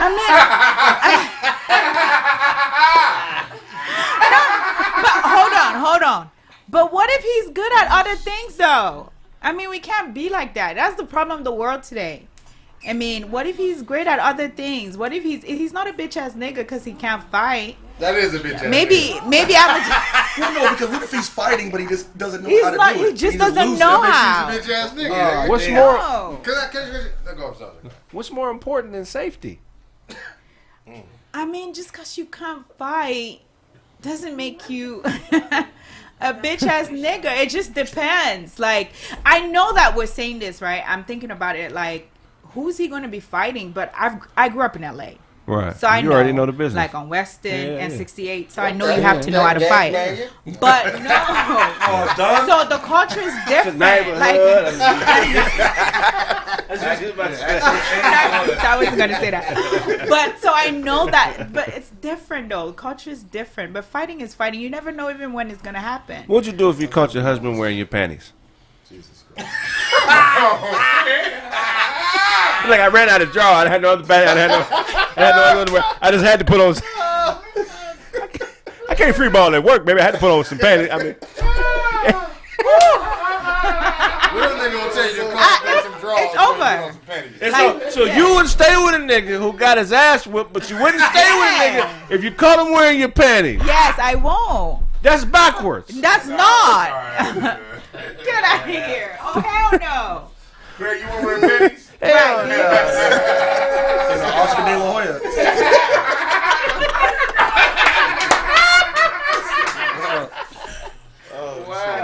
I wouldn't. Damn. That was so bad. No, we just checking to see how solid you are. You hella solid. Absolutely. Yeah, we just grilling you. That's how it goes. Oh my God, I can't. Smash that like button. We're going to go to a quick commercial break. When we get back, more from Kraig Facts. Yeah, if we go, you bitch ass niggas. Oh, you pee, that's it. Let's go get. I got so much shit to talk about, bro. It's about to get. It's going to be good. Yo, you write poetry, huh? I mean, I started off, but I've been rhyming since I was like 10 or 11. The way you rhyme, bro, it's like something. It's different, bro. I fuck with it. Oh, you knocked that out. Oh, that bitch's head, I think she fucking with that crystal.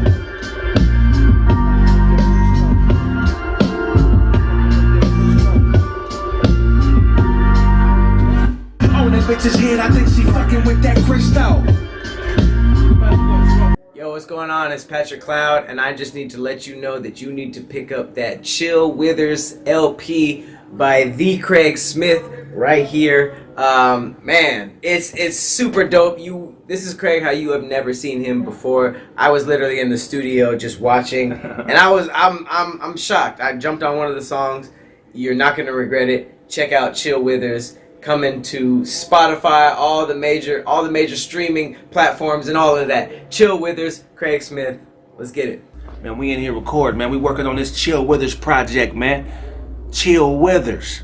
You know what I'm saying? It ain't never too late to blow. Chill Withers, that's how I go. How to do a robbery and get away with jewels. First you have to plan out. Meet her at a man's house. Must have wore some track shoes. Sprinter how she ran. If your girl don't hate you, then her friends won't date you. I think she fucking with that crystal. Every step towards that meth like Wu-Tang instrumentals. Tellin' pussy, why the fuck do you strip for? Die on that battlefield or yield to a lip blow. On that bitch's head, I think she fucking with that crystal.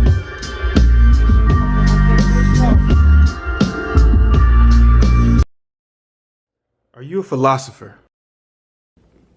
Kind of unintentionally, I guess, yeah. Life is a bitch, man. All my knowledge base is on how to control the bitch's life. That's the only woman that is fucking with you and everybody else. And if you don't control her, she gonna run right over. Shut up, bitch! I said pancakes, bitch, okay? Turkey bacon is cool too, but I need pancakes as well, okay, bitch? That's all I'm saying. You see I'm over here doing an interview. I know you probably got a nigga, whatever, just pancakes and turkey bacon, bitch. And I mean, you gotta control life. Cause everybody's fucking with her, so what makes you different?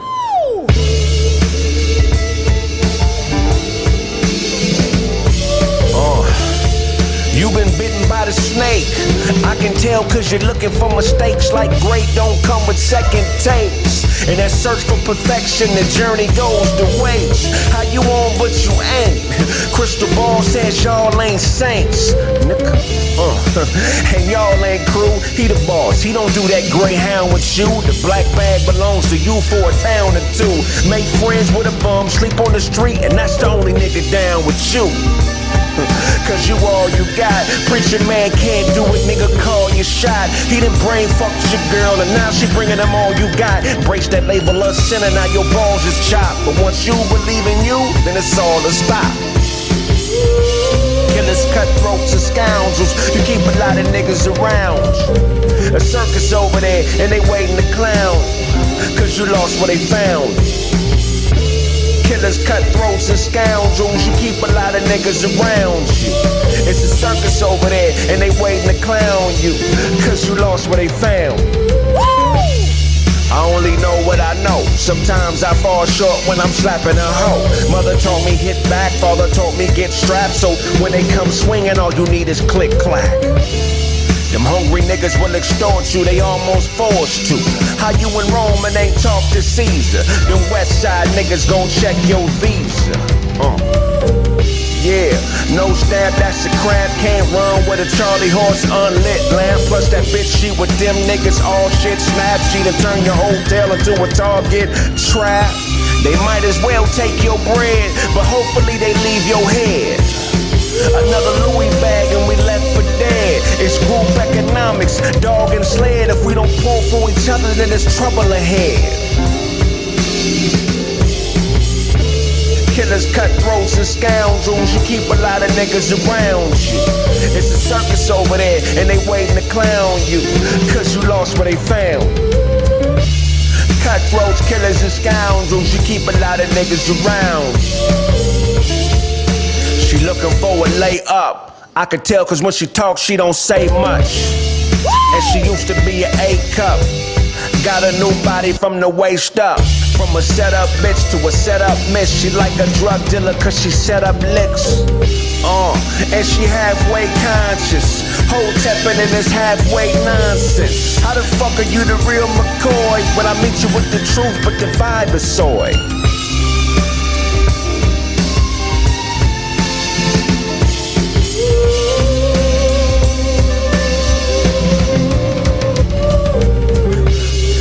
killers, cutthroats, and scoundrels. You keep a lot of niggas around you. It's a circus over there, and they waiting to clown you, cause you lost where they found you.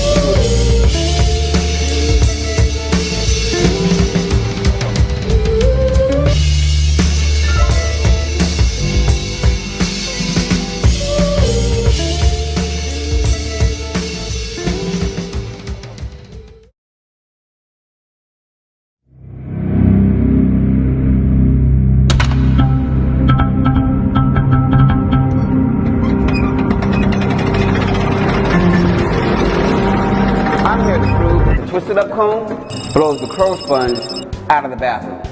Only the twisted up comb passes the portability test and the durability test and the all new IMCSC TMTB test, or is my crow sponge cleaner than my total bolt test. This is the best test to determine whether you should be reusing that sponge or that comb on your head. Ready, Fred? Perfect. Just look how the hair and bacteria is able to be cleaned from the twisted up comb. Aww. Now how about those curl sponges? You see, unlike curl sponges, the twisted up comb doesn't absorb your hair, robbing it from the much needed oils and creams that is essential to keep our hair hydrated. The patented woven stainless steel mesh in the center gently massages your hair and can be 100% sanitized after each use. But really, how dirty is that curl sponge? That's a good question. I am using what us microbiologists call agar plates. A simple test you can do at home. You simply swab the surface you want to be tested, gently transfer it to the agar plates, and wait 7 days. You gotta love the internet. Let's see what we got. As you can see, the twisted up comb passed with flying colors. Man, that looks nasty. Have you ever left towels in the washing machine and came back to it the next day? Smells pretty gross, right? All bacteria needs is a damp place to grow and start multiplying. A sponge job is to trap moisture. That's why it's black. It hides the dirt. Here at Twisted Up Comb Laboratories, we believe that you deserve better. Twisted Up Comb is the only comb that is portable, won't break, and can be sanitized. Embrace your natural twist. The clean way.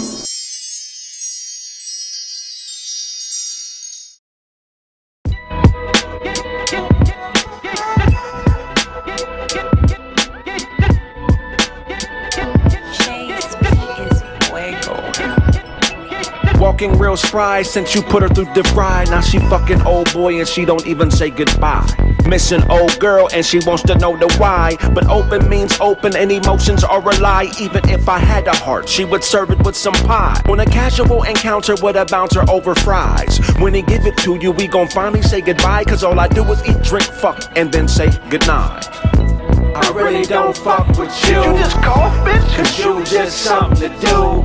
You're damn right I be a fool for food. But I really don't fool with you. I thought you knew. I really don't fuck with you. Did you just cough, bitch? Cause you just something to do. You're damn right I be a fool for food. But I really don't fool with you. I thought you knew. The trouble with y'all is y'all ain't trouble at all. Do what you wanna do, nigga, including dropping the ball. Plan for what's in store, homie, you are not at the mall. You're not a customer no more, but a product of all. Your brother said what? Baby, don't play. We both know Lil Jeffrey gay. You do what I tell you to do, and he do what a nigga say. Plus, I'm the one fucking you. When you feed me bullshit, I gotta stomach you and shit out direction. Like that time you kept it back by the door for safety. Then I said, if you don't take this and keep it next to your bed, nigga gon' break in the house and take this shit and hit you in the head. I really don't fuck with you. You just cough, bitch? Cause you just something to do. You're damn right I be a fool for food. But I really don't fool with you. I thought you knew. I really don't fuck with you. Did you just cough, bitch? Cause you just something to do. You're damn right I be a fool for food. But I really don't fool with you. I thought you knew.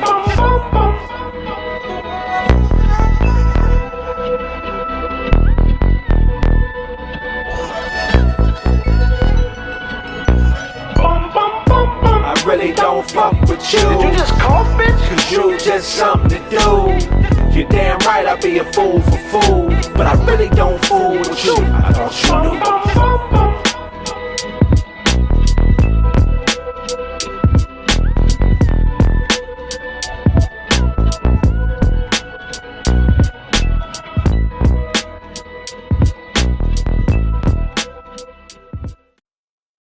1981.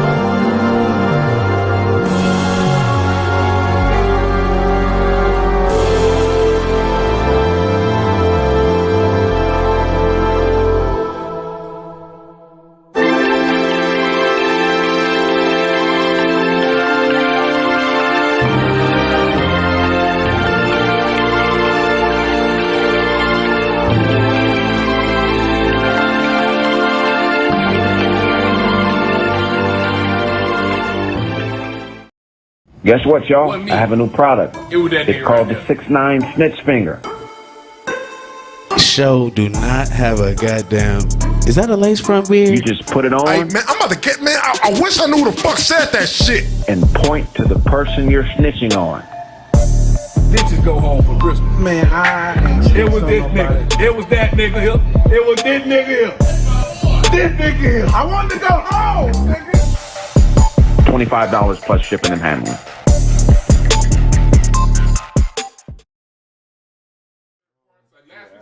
I couldn't listen. Really? The first 20 minutes was just smacking in the mic. Smacking. I'm being Just Niche ass over. We're back on. Just Niche, thick as a mug. We live? We live. Yup. So, what is your name? How are you? I'm Amaka. I'm fine, thank you. Amaka, very nice to meet you. Same here. Are you a business owner as well? Yes, I am. Oh, okay. Let's talk about it. What kind of business are you on? I'm into the hairline. Okay. Yeah, I make organic hair products from basically it's all plant based. Yeah. Yeah. So we cater to a lot of people with damaged hair, dandruff, people that have like their hairlines reaching, you know. Yeah. You can help me out? I could. Yeah, I could. So right now we have just 3 products. We have the length butter. So the length butter caters to people with like damaged and brittled hair, and the dandruff X for people with dry scalp and dandruff. You know, then the edges are for people like you. Right. But the beauty of my brand is not just the products, you know. So we also make sure that our clients who buy the products are well taken care of. Like, we help you create a lifestyle that fits your hair, because most people don't know how to take care of their hair, you know. Oh, wow. Yeah, so they buy the product and just dump it somewhere, but we are there to make sure that you are actually doing the right things, because it's not just about the product, it's about the lifestyle. Like, you see how it's almost summer and people are working out. Right. So you actually need to do the right things that could help your hair grow, like eating the right food and, you know, just proper diet and all of that. So what kind of food could I eat for my hairline? Just good food. Good food. She'll take care of you. She put it off on her. I can't do nothing with that bullshit. She can take care of you. Get that zebra burger. Shit, come right back. Putting that sausage grease on your head. Good food, yeah. So let's get to the meat and potatoes.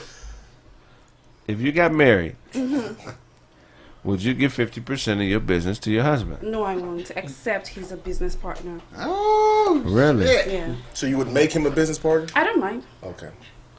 As long as he brings something to the table and not just answering the business partner for the sake of answering it. Got you. Got you. So is good advice strong enough to be?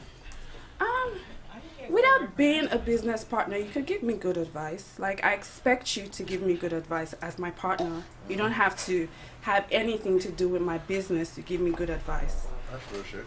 Wow. You don't think it's manly to make more money than your husband? No. Really? Wow. Go ahead. I mean, they're answering very tough questions. That's real shit. They'll give $0. And ain't no hesitation in it. I have a question though. Like, so, switch it around. So, let's say your husband is the businessman, and he's the one that's making the most money. Do you think it's imperative when you guys split that he leaves you with something? That's a good question. So, the truth is, I really don't care. So, if I'm going to get married to someone, I'm not going to marry them because of what they have, like material stuff. Yeah. Do you make me happy? Yeah. As long as you make me happy and I'm at peace with you, I'm not going to be broke. So, I don't care, like, if you leave me anything. You could leave stuff for your kids if you want to. You know, but for me, I'm good. So when we going to Nigeria? December, nigga, let's go. Told you. Man, I got my passport ready to go. So you're okay with marrying a stay-at-home dad? No, I'm not. Your family would disown you. So it's not just about my family. It's not just about my family. So you see, when women nag a lot, it's because they are jobless. They have too much time on their hands. So imagine. Say it again. Imagine a man who is. So men are usually very, very what's the word? Busy. Very no, not busy. Very protective. Very sheltering or whatever. Possessive. Yes. So imagine a man who is a man and he doesn't have a job, and then you wake up every morning as a woman and you have to go out. You're in trouble. Yeah. Right. You're in trouble. No peace in that home. Well, except for a man who, well, I know that some men who will do that, but yeah. There are exceptions to the rule. Exceptions. I know a nigga right now. Hold on. There are very few of them. I know a nigga right now that'll be. He be See, drawing your bath. He be be having you. He be having your food. Sent straight from heaven. In my country, right? No. Oh yeah, them niggas rubbing feet. Yeah, in the country where I come they arguing with their mama. See men who agree to be stay-at-home dads. Oh shit. Doesn't happen. Hardly. Even if it happens, they're very few. It's not by choice, exactly. Wow. That's crazy. I don't know any stay-at-home dads. I know a few. I mean, I mean by choice, other than like just can't get a job. Yeah. I don't know any that just say, "Hey, I'm fucking be. I'm gonna raise these kids." Right. I don't know nobody. There is an amount of money that someone could make where it's almost stupid if the spouse works. Yeah, that's you know what I'm saying? Like if I'm Serena's husband, it's like that nigga owns he make more money. You know what I think? Well, yeah, because she married the white. Damn near a billionaire. You know what I'm saying? He got more money than Like Serena probably. Husband as well. No, I'm just using an example of like a very successful woman. Like if a woman makes over $50K a month, there's really no reason for her husband to be working. Why? If she makes over $50K a month, every month, consistently for years, there's really no reason for my spouse. If I'm making it or my woman is making it, there's really no reason for me to be, you know what I'm saying? I could be doing other things for us. Things like I could be figuring out how we can invest money. I mean, you could do that while walking. You know what I'm saying? He has to work. I'm sorry. He has to work. What's the big deal about working? What do you mean? What's the big deal? It's just basic fundamentals. Wait, do you mean he has to work. He's a man. You talking about having to get up and go to 9 to 5, or he can actually have his own business? No, he doesn't have to have I'm against 9 to 5. So if we can find you, I always say I could be with a janitor. It doesn't matter. He just has to have the ambition and the drive. You don't have to match my hustle, but you have to match my energy. So if he's not on a 9 to 5, he has to find something he's good at. What's his skill? What amount of money? What's the smallest amount of money where you would be like, okay, he doesn't have to have a regular job, but he could. It's just an actor in LA. It's not about the money. He has to be working on something. Like he has to literally find something to do. So He it's has not to really get about the up money and aspect go. of things. No, what I'm Right. saying is for you, what's the Smallest small amount of amount money? you would have to be making in order to allow your spouse, your husband, to be an actor or do something where it's more of a risk than just having an everyday 9-to-5 job? 3,000. He trying to get his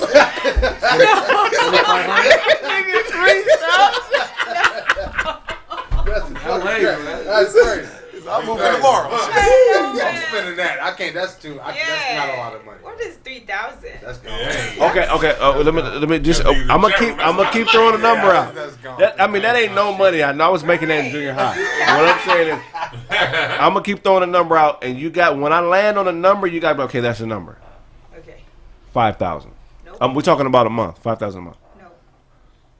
6,500.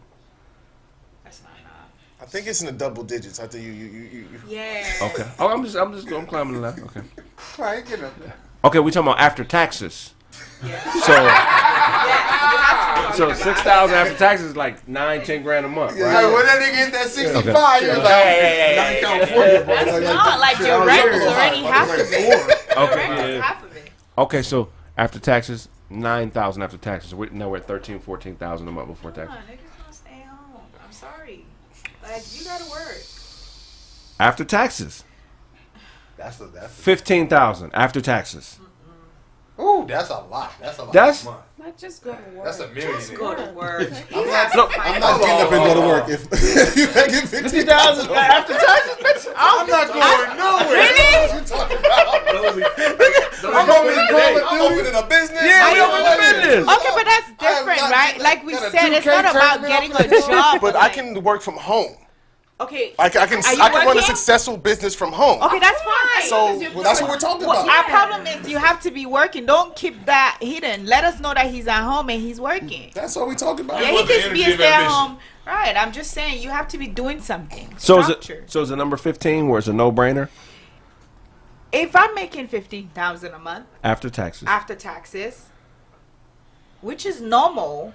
I mean, if you have a business, if you're running a business, that's not a right? lot of money. Yeah, It's just whatever.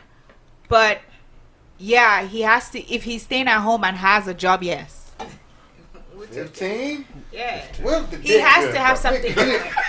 Good dick in 15. I'm talking about 6 and good dick. That's what I got. You making 6, I got good dick. Hey, I can cook. I see you. There's cameras everywhere.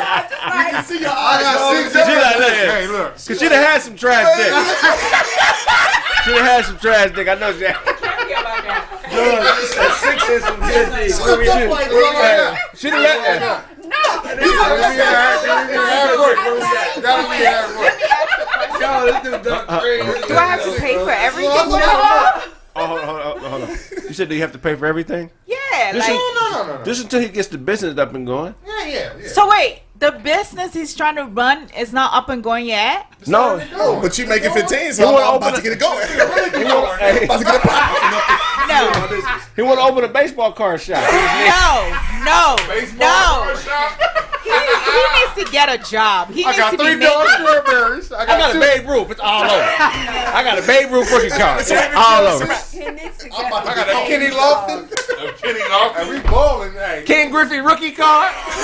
Bo Jackson with the shoulder pads and the back card. Remember that card? It was here playing baseball. Yeah. So you say, So you said good dick ain't enough. No, it's not. So you've get. So you've get. No, because every woman has had. I know why her energy is like that. Because every woman has given pussy to a supervisor and it didn't work out. And then like.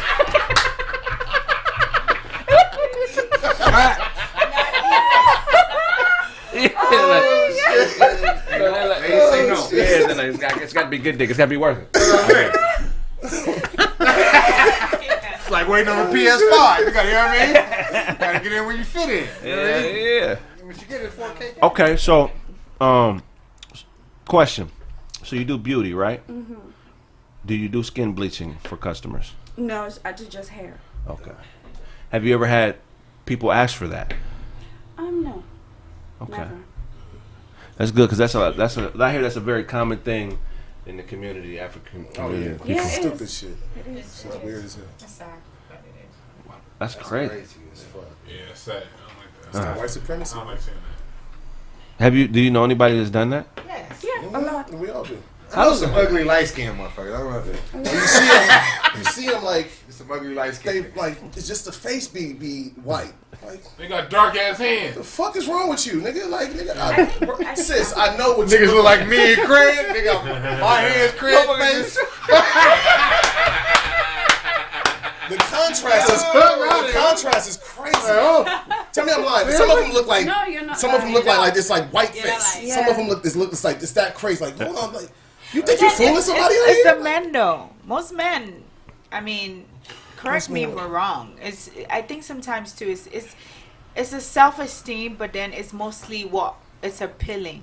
We talk about it here in America. Oh, the light skin. They always choose the light skin girl over there. It's everywhere in the world. That shit true. Like, so it's not just here. You even have Asian people bleaching. The only difference is They know it's karate. hard to tell. They kick a nigga in the mouth. What? Like you got like nowadays. It's popular for Asians to get their eye surgery to get the little to get their eyelids rounded off so they look more like Kraig. Okay. All right, we rolling. We fine now. We fine. Fuck you, nigga. Wow. That's crazy. But So it's everywhere. but honestly, like I'm gonna go ahead and kill a misnomer. Black men don't really like light skin. I personally, the people I know, they're with all shades and type of black women. Like it's just not. It's like I don't see. I know that it was shown to a lot of people, Right. but in the real black community, as black men, I sit around and know dark skin, light skin, dark brown, peanut butter. Oh man, It don't matter. So this is what if you think like As chocolate long cake, as when we close the door and get into bed, I can hear this. that's what I'm saying. Yeah. Shiplop, shiplop, shiplop, shiplop, shiplop, They don't matter. That's down and up. It don't matter. That's down and up. But yeah, man. So I just want to say that because I hear what you're saying. Right. That's being pushed, but it's a lot of men who that don't matter. They to don't us. matter. Yeah, the skin, skin color. Maybe here in America, but in my country, light-skinned girls are more appealing. Yeah. What They country? find them. I'm from Nigeria. They find them more attractive. That's why when you go to Lagos, you see that 80% of the girls are light-skinned. Yeah. Wow. Because that's what the men like. Yeah. So you have to be like really, really confident. You're light skinned. Well, I was born light skinned. Right. My mom. Just to let you know. Right. But my sister, she's dark skinned. Yeah. You know, but you have to be really, really confident to maintain your skin color as a dark person. Right. So I worked in an industry where we had the same issue. So you see a dark-skinned girl who is a brilliant actor, and then there's a light-skinned girl who is just attractive. Right. They'll give the role to the light-skinned girl. So you see that a lot of people are bleaching their skin, even the men. Right. Yeah. Even niggas is doing Yes. Yes. There's a lot. Yeah, of a lot. Sammy Sosa. A lot.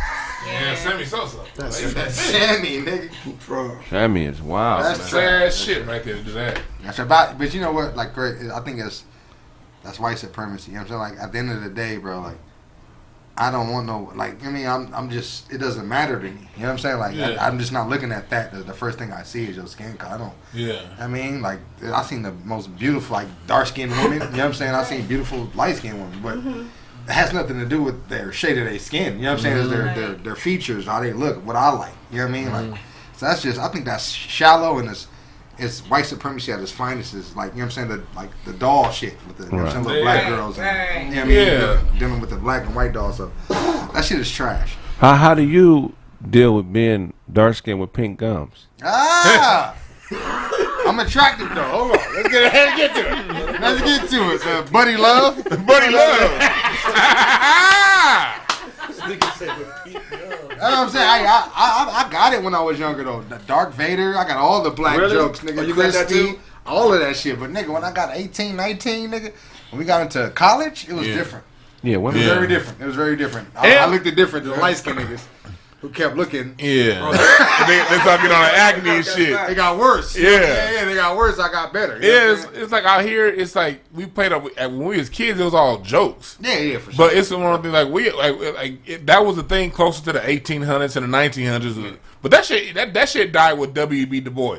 Definitely. With us, because we was like at the end of the day, look, these motherfuckers are treating us all the same. All fucking right. Like, because in my family, like, I got a whole my mom is super light skinned, right, to the point to where her boss thought she was white. That's why she got the job. Right. And my brother's Duncan's color. So and then my dad is like, my dad's literally orange. He's red skin. He has red. My dad's 69 years old, still has red hair. Hey, don't be making me don't be making me the template for black ass niggas. My brother's Duncan. No, y'all got the same skin tone. Almost Duncan. A little bit. Almost Duncan. Y'all got the same skin tone. We're the dark skins, huh? This nigga in the game, the light nigga. What does Dozie think he look like? I'm dark. I love it. Your family's like that too, light, dark. We don't. Yeah. So I got a couple light skinned sisters. I got a couple light skinned brothers. We didn't play that shit. My mom and my sisters like long hair. We used to call her Pocahontas. She looked like an Indian. Mm-hmm. But we didn't play that shit in our house, man. Not Elizabeth Warren? No, not Elizabeth Warren. No, my family is like that too. I didn't hear no shit like that until I started going out into the world. Yeah. Motherfuckers thought because you was light, you was soft. I was like, nigga, you know who my daddy is? Man, like, nigga, we get in. You'll die around here. Everybody You think I'm soft? Real talk. Smitty ain't playing no games. Question for you guys. So someone said dark-skinned women are more aggressive and are more masculine. Who said that bullshit? Someone, that person. That guy. That person's an idiot. But that's also the same type of person who has a private Instagram. Mm-hmm. Never been around a woman. Never. He's just that weird dude. Like, you can tell how men act around women. Yeah. Like, he's the guy that he would just. So you don't pay mind. You gotta realize, because there's always gonna be idiots, right? Mm-hmm. That's an idiot. That's the kind of person that eat ice cream and jack off the porn at the same time. That's what that is. Yeah. People that do shit like that. Take a bath and not get his lower half wet. That's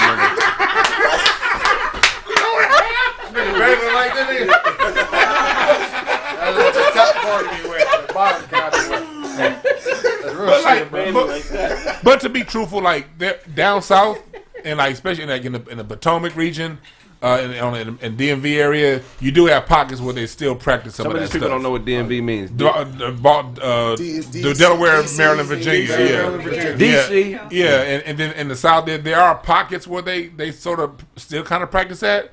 But for the most part, the other 80% of us see that shit is corny as shit. It's corny as shit. That shit corny in the motherfucker. I can pound a pussy just like a dark nigga. I'm telling you. If you don't believe me, inbox me.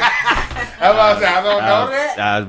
I'll show you. I said, man, don't show me. I said, man, no, I don't want to. He hit to the Paul. He looked at me. That nigga had all I see buckle shine and come to this nigga and say Paul. So when you do hairline, did you guys stitch it or how does it work? Or are you just saying you eat something and hair grows? I'm trying to understand. Look, this nigga want to know. I mean, Kraig is definitely into it. Like it's like a motherfucker. Yeah. Like so you. I guess you have like a cream or something like that. Cream. But do you guys stitch hair into? No, I don't do that. So what I do is I sell my products and then I tell my clients how to use them and then tell them what to do to prevent whatever issue they're having. And then like I said, like your diet also helps. Even working out helps your hair. Okay, I'm doing a lot of that. I'm thinking I'm seeing something happening. Just basically eating clean. A lot of red meat. Can't eat a lot of red meat. Pork, all that stuff you gotta cut out. So what food should I eat consistently? Just eat clean. Like my sister here will help you. Yeah, like okay, that's a thing too, right? Because most of the time when Africans come to the truck, which we, I have to tell them, it's like we know about the food, which is why we started the food truck, is because we don't always eat healthy. We just think that because we cook African food, that's always healthy, but it's not. That's not true. Like that's a myth, terrible myth. Right? So, like the jollof rice we make, it slaps. But if I told most of the Africans that I don't put beef broth in it, they won't believe it. But I don't put beef broth in it. Everything that we use to make our rice is all fresh herbs. Like, bell peppers, even the thyme is fresh.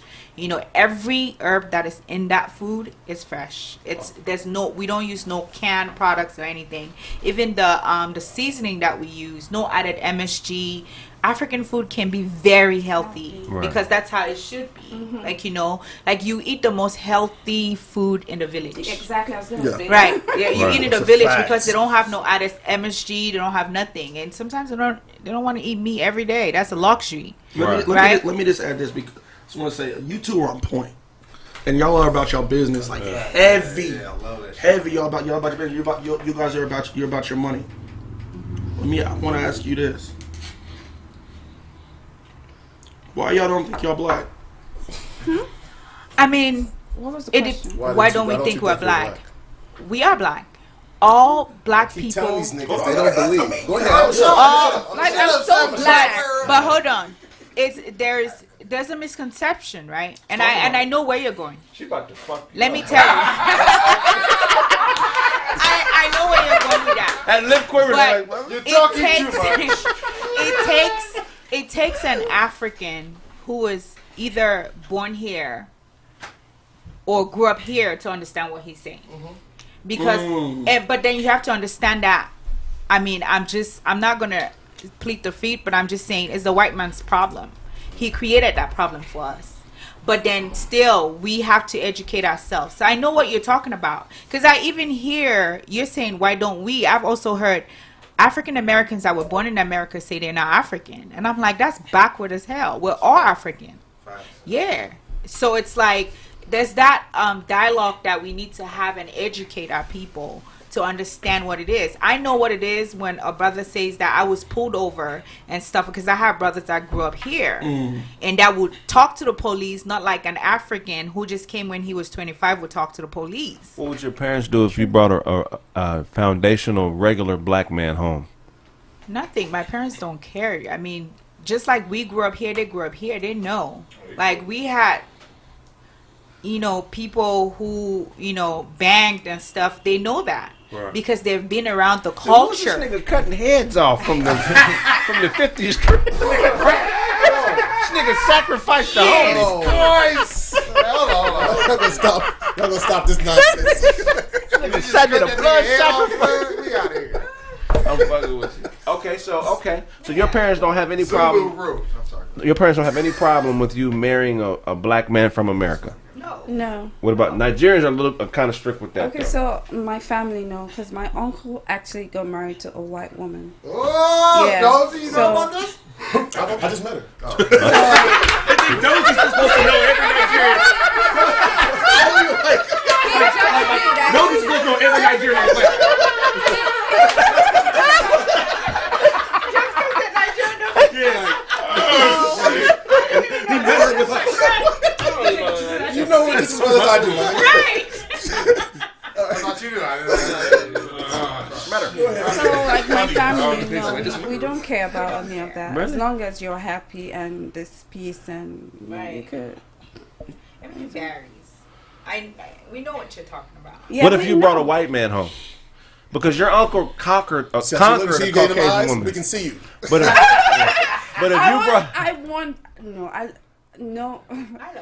I love my brothers. Like I love my dad. We don't hear it.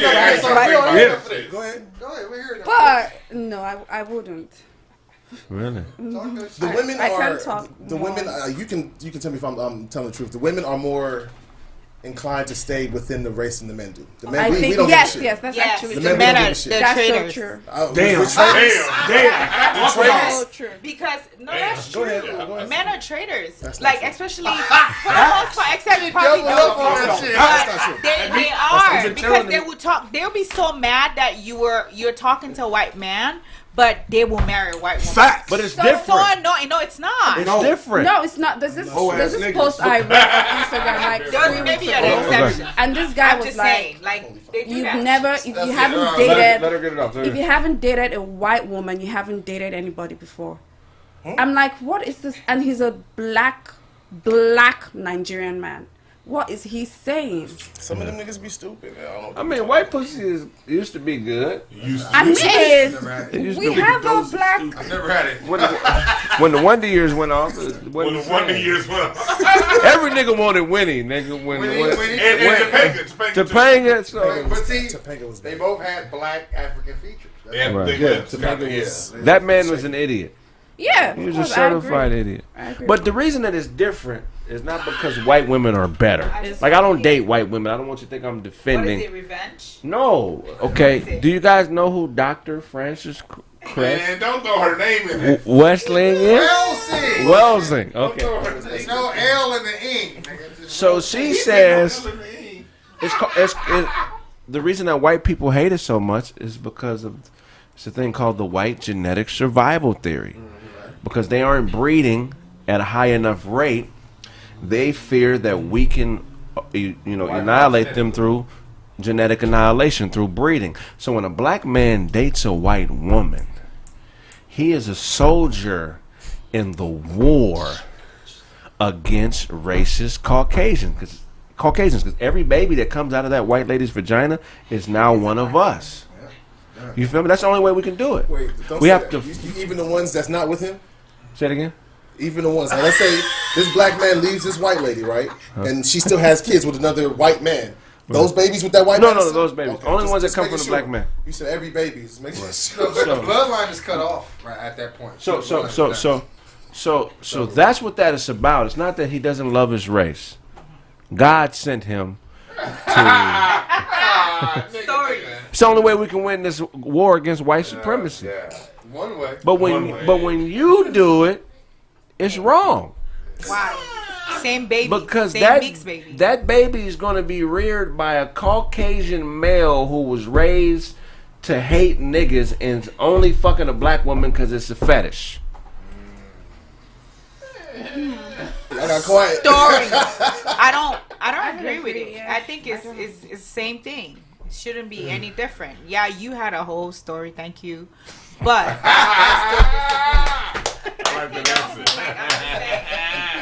it just no. Let me ask you this, because you said black men who don't date black women are traitors. Right. Agreed. Do you believe you can be pro-black while with a white woman?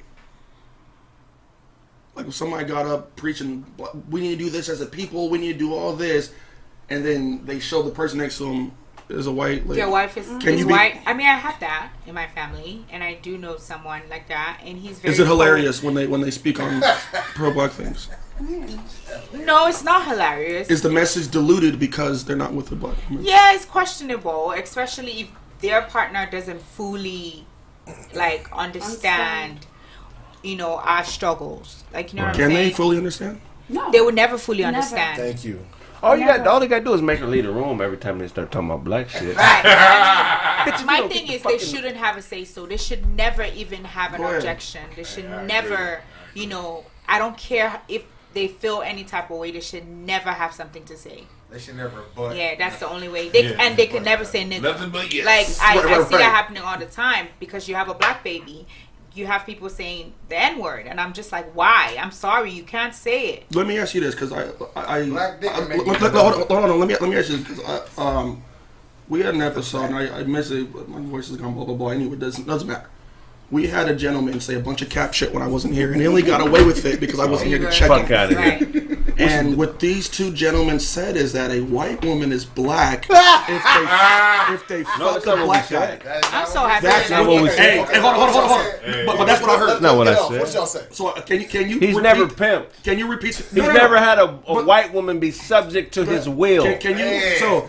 Bitch, if I say fetch my slippers and shut the fuck up and you do it, you're whatever I say you are. Do you believe a white woman is now black because she had sex with a black man? A white woman would never be black even if she slept with all the black men in the world. I could give two. There's only 3 people on Earth. She's a white There's woman. Only white, non-white, and white supremacists. So 2-part questions. No, that's the premise I operate on. So hear me out, Kraig. Hear me out. You're joking, right? So hear me out. Hear me out, and I'm asking you, Don, is a white woman black if she sleeps with a black guy? No, that's not. No, that's not the question. Hold on, what's the definition of conquer? A person who conquers a place, a conqueror is a person who conquers a place or a people. Right. Right? How do you conquer somebody? You take their mind. Yes, you don't change their skin color. If Japan conquers America, they can't change us all to Japanese. They can't. They can't do it. Right? We could be. That could be our nationality. So how does this one change to a black? Because black in my definition is not a real thing. It's not. It's an empty statement. Dr. Clark said. Doc got this from Dr. Clark. Where is black? I know where Italy is on the map. I know where Nigeria is on the map. But what country, what language, what people are tied to black? Not a nationality. It's not a nationality. It's not a real thing. There's no value to it. It's cultural, and it's a counterculture thing. So we created something. We made something out of nothing, and that's culture. But our identity is not tied to anything to make it real. It's just our own personal belief in each other. Go ahead. Go ahead. There's no disagreement there. Again. Beautiful definition. Let's talk about what the fuck you said, the cap shit. Because I only want to speak on the words that were used. You're out of context. So can you just repeat the words you said? And I would love the woman's point of view. Don't say we, nigga. You. Yeah. No. I'm talking about me and this nigga. Okay, Shut up, Catfish Jackson. I got this. That nigga said catfish. No, what we were doing. Say what you said. We were comparing. What we were doing was giving black men all the props we can. Say what you said. So when that happens, when that happens, we have been trained to be like, a black man can't do that. Just say so what when you I'm said. saying it, I said that once a black man has dominated a white woman's mind, she is now a weapon for black supremacy. Period. I don't care what you talking. No. That's Any not what woman. we That's what I used to Niggas talking like. It wasn't communicated clearly then. No, because that's exactly what I was saying. And that it wasn't communicated clearly. I was using the word conquer though. And we would have depth in that. I doubled down. I said so that makes her a white woman. That makes her a black woman. Y'all said yes. Y'all said yes. We were saying that makes her a tool. Y'all right. No. It's a whole tape of this. You conquer. I said when you conquer her mind. I didn't say nothing about fucking. That's what I'm saying, bro. I asked. What you said? Why do you simplify something that can't be simplified? But you agreed. You said yes. No. I was just said no. For the layman. Why do you think pimps target white women?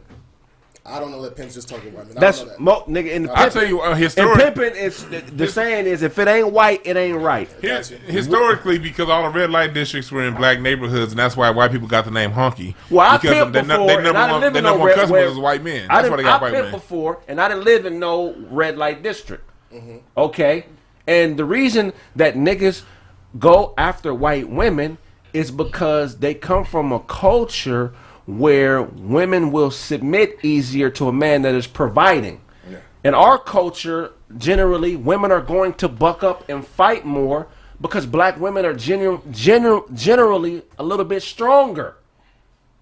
You understand what I'm saying? So it's easier in that game to subjugate a white woman to your will because as long as you break her down and then build her back up and then provide her all the things that you convince her that she's missing, she's going to do as you say.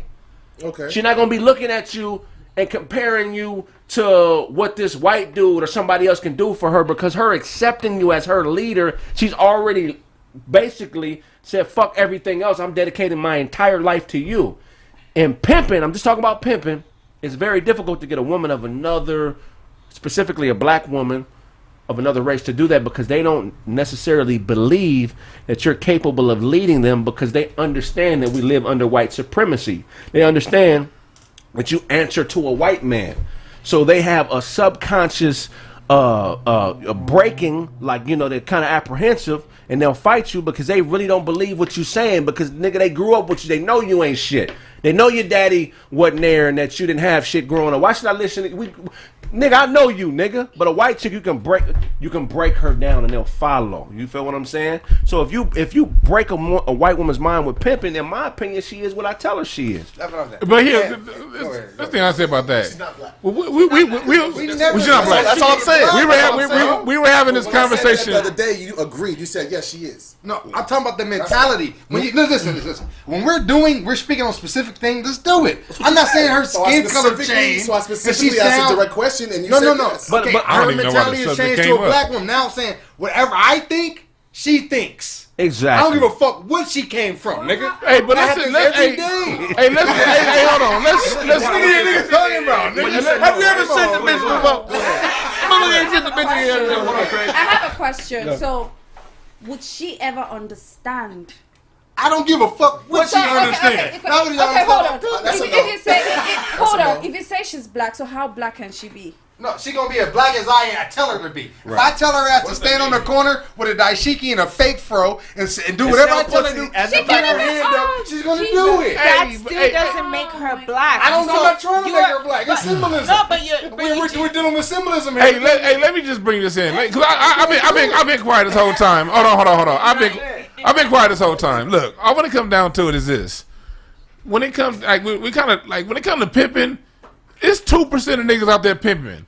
You got niggas in this chat room that jack off the Pornhub thinking that's pimping. No, hold on. Because we already remember conversations happen on different levels. So I'm not going to let that part go by about what is black. Because what is white is a guaranteed system of benefits. So if there's something that guarantees you benefits because of the skin tone, that means the opposite is true too. In the context of the society you live in. You can believe whatever the fuck you want. But the people who control the water, the power, and everything else say you're black, so you better operate in that context. But I'm just saying this. I feel you on the pimp game part, and I don't disagree with you nothing on that pimp game part. All I'm saying is 2% of niggas is pimps. The rest of these motherfuckers is just fucking a white bitch. Right. And most of them, and most niggas, in my observation, as a nigga that was in college for 6 years, most of them niggas that fuck white women, them is the ones getting conquered. Niggas lose their fucking mind when they get. I'm talking about 7 out of 10. Yes, I agree. I'm not talking about the pimp. I'm talking about 7 out of 10 niggas that fuck white girls. They lose their goddamn mind. Okay, here's the thing. I can agree with that. I don't know if it's that high, but I definitely think what Dewan is saying is correct. But nowadays, the trend more is Hispanic. Niggas are dating more Mexican and Hispanic women than white women. Foreigns? And foreign. Well, so that's more common. Like I don't know too many niggas that mess with white girls. Most niggas are fucking Spanish women or black women. I think it's more of just. Go ahead. Also, we talked about earlier, and this is my big bro. I've learned a lot of game from him. We talked about white supremacy and how there's 3 categories: white, non-white, and the white supremacists. The white supremacists. When you say that the person who's telling you you're black is in control, that is correct. I think you said a variation of that. The person who tells you you're black, right? That's what the people controlling the resources tell you what color you are. That's a white person, and that's a person that is participating in white supremacy. Whenever somebody can label you and identify you and then get you to accept the coding of that identification. So when you say black, whatever their definition of black is, that's who you are. So I'm not questioning skin color when I say that I'm not black, or black is an artificial statement. What I'm saying is we need to question the codifying. We need to question the definition of what was given to us. Right. I can't just say I'm black if that statement didn't start with us. Because now I'm accepting a whole definition, a whole spirituality. I mean, we already have trouble with the language. The language fucks up our ability to process information and get along with people because it's flawed. So now I'm accepting the language, and now I have to accept the identity. And I feel like that's where we're flawed as black people in this country. That's why I always say black is a labor classification. It's not who I am, it's what I do. Who I am is what I contribute to our community. The work I put in for them, that doesn't count. The work that I put in for us, that's my identity. So I have to separate those 2 things, or I'm never who I want to be. I'm who they think I am. And that's why it's important to understand that the mind is more important than the skin color when you're calling yourself black. Don't think because you're walking around here hotepping and you got dreads and you're doing all this other fashionable bullshit that means that you can be. They're white niggas. They're white dudes with dreads now. It's white niggas doing reggae. It's white niggas doing everything that niggas do. Man, I know white niggas that know more about Egypt and Kemet about than any black niggas sitting here. Here's what I said. Here's what I said to that. Look, you gotta talk about it on context. In context is everything. It is. Black is your geopolitical position. It's not who you are. When it comes to words, please explain the geopolitical, because people don't understand that. Politically, we are classified, and when it comes to racial classifications in this country, you have white, then you have white Hispanic, white Arab. You have different classifications of ethnicities within white. You have black, you have Asian. These are people that's how you classify. That's when it comes down to how the money's distributed. Because at the end of the day, money's fiat. It's fake too. Just like you quote unquote racial classification. But at the end of the day, that's what runs this society. So you have to talk about it from a political position. Politically, we're black. When it comes to who you are as a person, every black person on this earth has the power to define that. Every human being on earth, because words are just symbols. And and this for people out there listening, now I'm putting on my college shit on y'all asses. Go ahead and read Grudenhorst when it comes down to communication and what communication is. Every word that's ever written, ever created is a symbol. What is a symbol? A symbol is a figure that has whatever meaning the person saying it assigns to it. If I call you an orange, you ain't gonna feel nothing because you know you ain't no goddamn orange. Right. If I call you a nigga, you only gonna feel bad if a white person calls you that if you believe it. Right. So what it comes down to is every human has the power to define whatever words come with them at. So when I say I'm black, hell yeah, I'm black. Because when I think black, I think George Washington Carver. I think motherfucking Booker T. Washington. I think all the dope shit black people invented. I think the first civilizations. I think the first governments. So we call me black. I'm proud of that shit. What did they call themselves? But we're not saying that. What me and Kraig was basically saying is, what we're doing is we're flipping racism on his head. So we had a conversation last week about white black women not thinking they're part of the black race. They're a separate entity from us, right? That's what we talked about. So black women not identifying as black. Right. They define as just black women. They're not black. So if I'm saying we had a conversation about that. So we had a conversation about white supremacy being the cause of that. Tiffany Haddish being put up on a pedestal like for something that black men has done before, right? So we talked about that. So white supremacy uses that as a tool against us. They will do that. They don't care about taking our women and pointing them against us. So when we do it though, when we do it back to them, we shouldn't get no get back because this is war. Ain't no rules in this shit right now. Ain't no, that's not, you shouldn't be doing that to white women because my sister shouldn't feel no type of way if I'm making this bitch look goofy. It's for her benefit. And nobody disagreeing with y'all. No. We're not talking about pimping. I'm talking about a black man taking a woman's mind and making her pro-black. I know sisters that's not pro-black. I'm talking about period. Even if she's a black woman, she probably not gonna be pro-black. I've been dated women that didn't want to hear that shit, Sharif. They told me shut the fuck up. I don't want to hear about no black, no African. I don't want to hear about none of that, nigga. We getting this money, we popping these bottles. What is you talking about? Right. So that's the average mind state of most black women in America. They not it's an 80-20 thing. Most. I'm telling you right now. Not most of the ones I come across. Okay, so most of the women you come. Where y'all be going? Okay, hold on. So we finna get on this show and act like women ain't. If you ain't popping, you ain't got this cracking. I can't fuck with you. Oh yeah, that's all. So that's what I'm talking about. That's not my experience. It's the same thing. That's if you're not not my popping, you're not doing. Okay, so if you're not popping, you're not doing this. If you're doing something else, it don't make that you're on this other level, right? But we're talking about you conquering a white woman. That's what I'm saying. When I was a broke college kid, I had hoes. I wasn't popping shit. So I'm trying to tell you, you don't know black women, no white women that love hip hop and that love everything they talk about. They got black kids, all that shit, right? Yeah. So they've been dominated, right? Right. Yeah. No. So when we go with black women, still white. black women that they don't fuck with niggas that come from a certain hood. Or you grew up in Compton, I can't talk to you. I was raised like this. I know more white women that are like that. But I know a lot of black women like that too. So that's what I'm saying. Go ahead.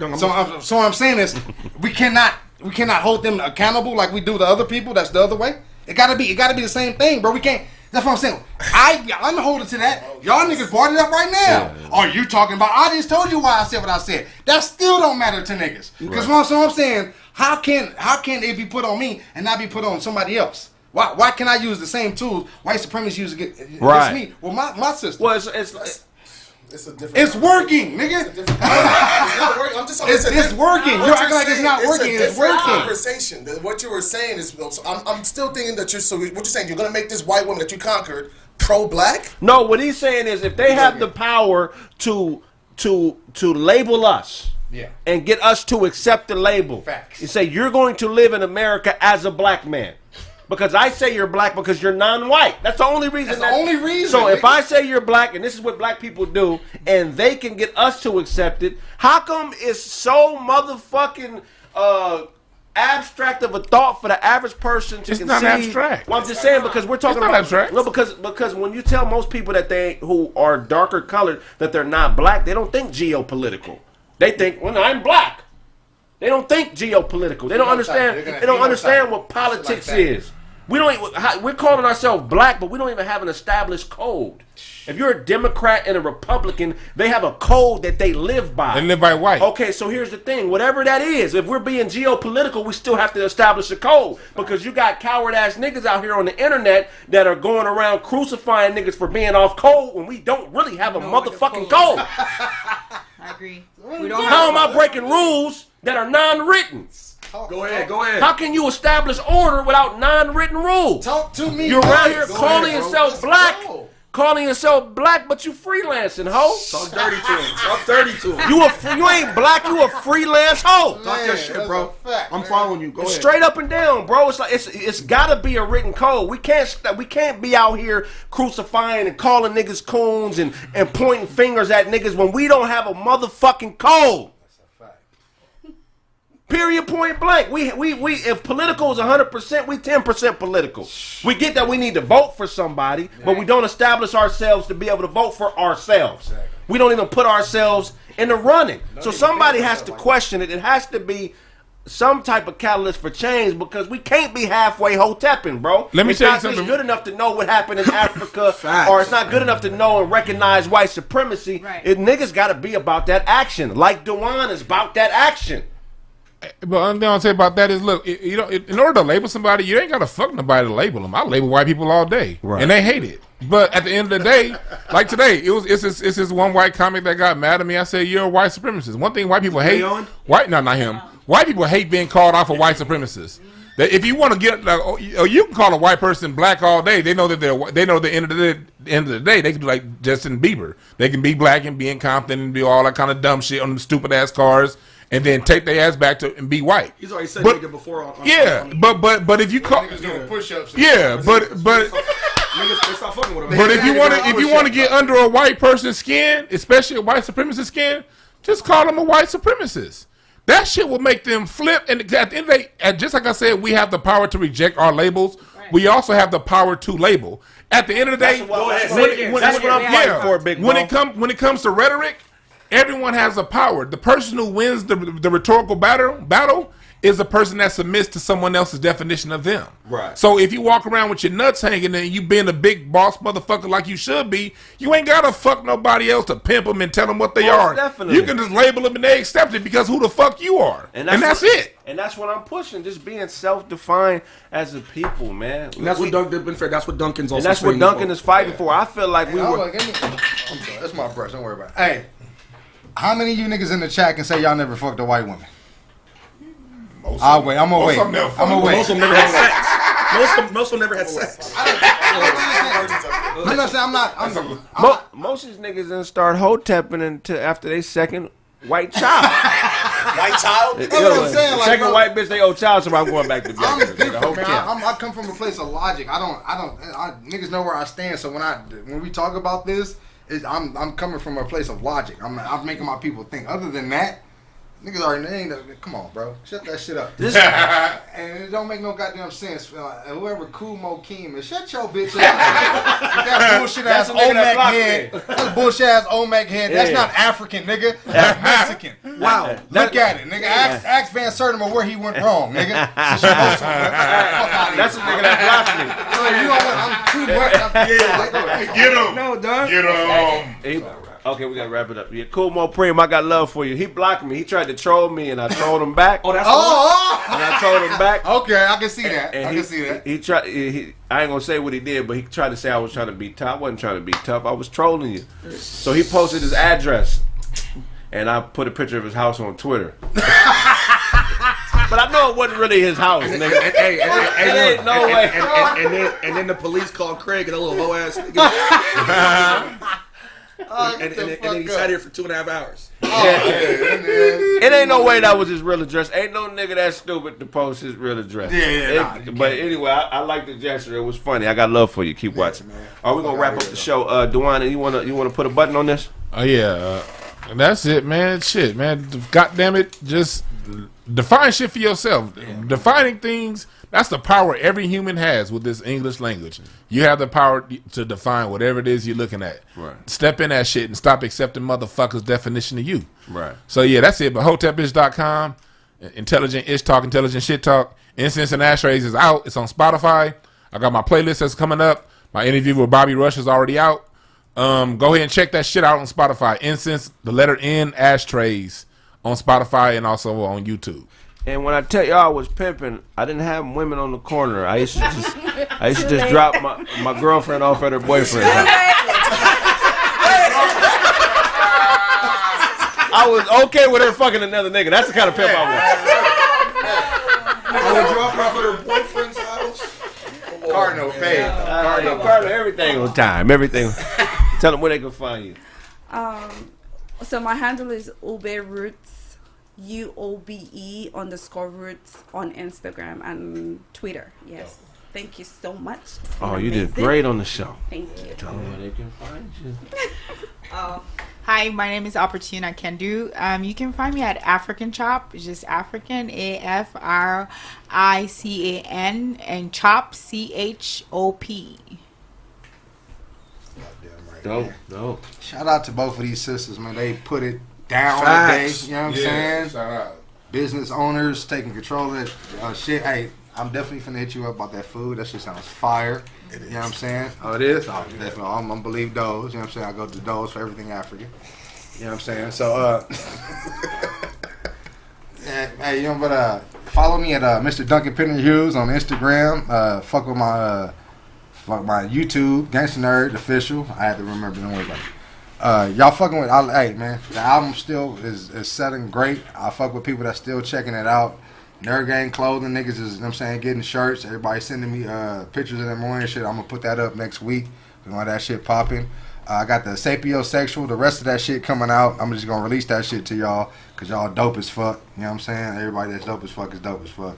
And man, yeah, man. You know what I'm saying? I love all black women. I don't give a fuck what y'all talking about. I come from a black woman. You know what I'm saying? I think the black woman is God, so I don't know what the fuck y'all talking about. Can't go that far. But it is what it is, man. So, you know what I'm saying? Peace to everybody, man. Che Bequeno. Hey!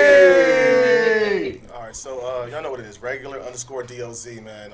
I want to thank Opportunity Namaka for coming through today. I did just meet her, y'all, so... Hey, I love everybody, man. You know what it is. Yeah, I want to thank you two for coming on too. This was one of my more favorite episodes that we've done. Just your guys' insight on like the tough discussions that we do have. They need to be had. So appreciate you guys stepping up to that and just killing it. I hope they go to your businesses because the food sounds fire. Yeah, the hairline. A lot of these cats need it. A lot of these niggas need it. A lot of black women need it though too. Y'all, that's revolutionary. Yeah, that's just tight, girls. Get your edges tight. So to me, that's dope. As far as the Chokumo cream, we have such a dope community on this podcast. They're gonna buy it. They gonna treat you like Dion Peoples, bro. So this is probably the last time we even gonna see it. Exactly. They this community is so dope. So I appreciate the community. We have also the Instagram is B12 World, letter B12 World. You want to sponsor the podcast? Go to the website thekraigsmith.com. Click the bright yellow button. You want to book us on the road. You want Kraig to do a comedy show, host an event. Go to the website thekraigsmith.com. Put in the description exactly what you're looking for. The Patreon is thekraigsmith. Patreon.com/thekraigsmith. And also, if you're an upcoming artist, you want to put your music out on the platform. We do have the show for Mondays, and we're trying to fill that schedule up for the next few months. Just have that booked so you get the show 3 times a week. Ooh. So go on to the website for that, thekraigsmith.com. Put in the description. If you're in California, let's make it happen. And if you're not, fly out. We'll figure something out. We will figure it out. We're going to go on the road here soon. We real soon. Y'all can see us live and talk all that shit live, man.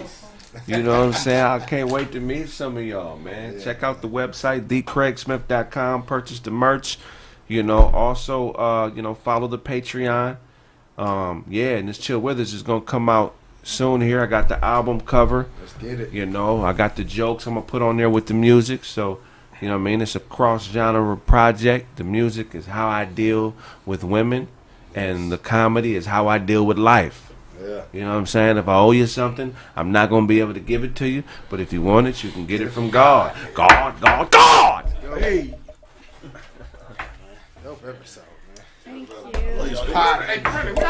you. That's what I'm going to ask you. So, Bro, this guy sent me like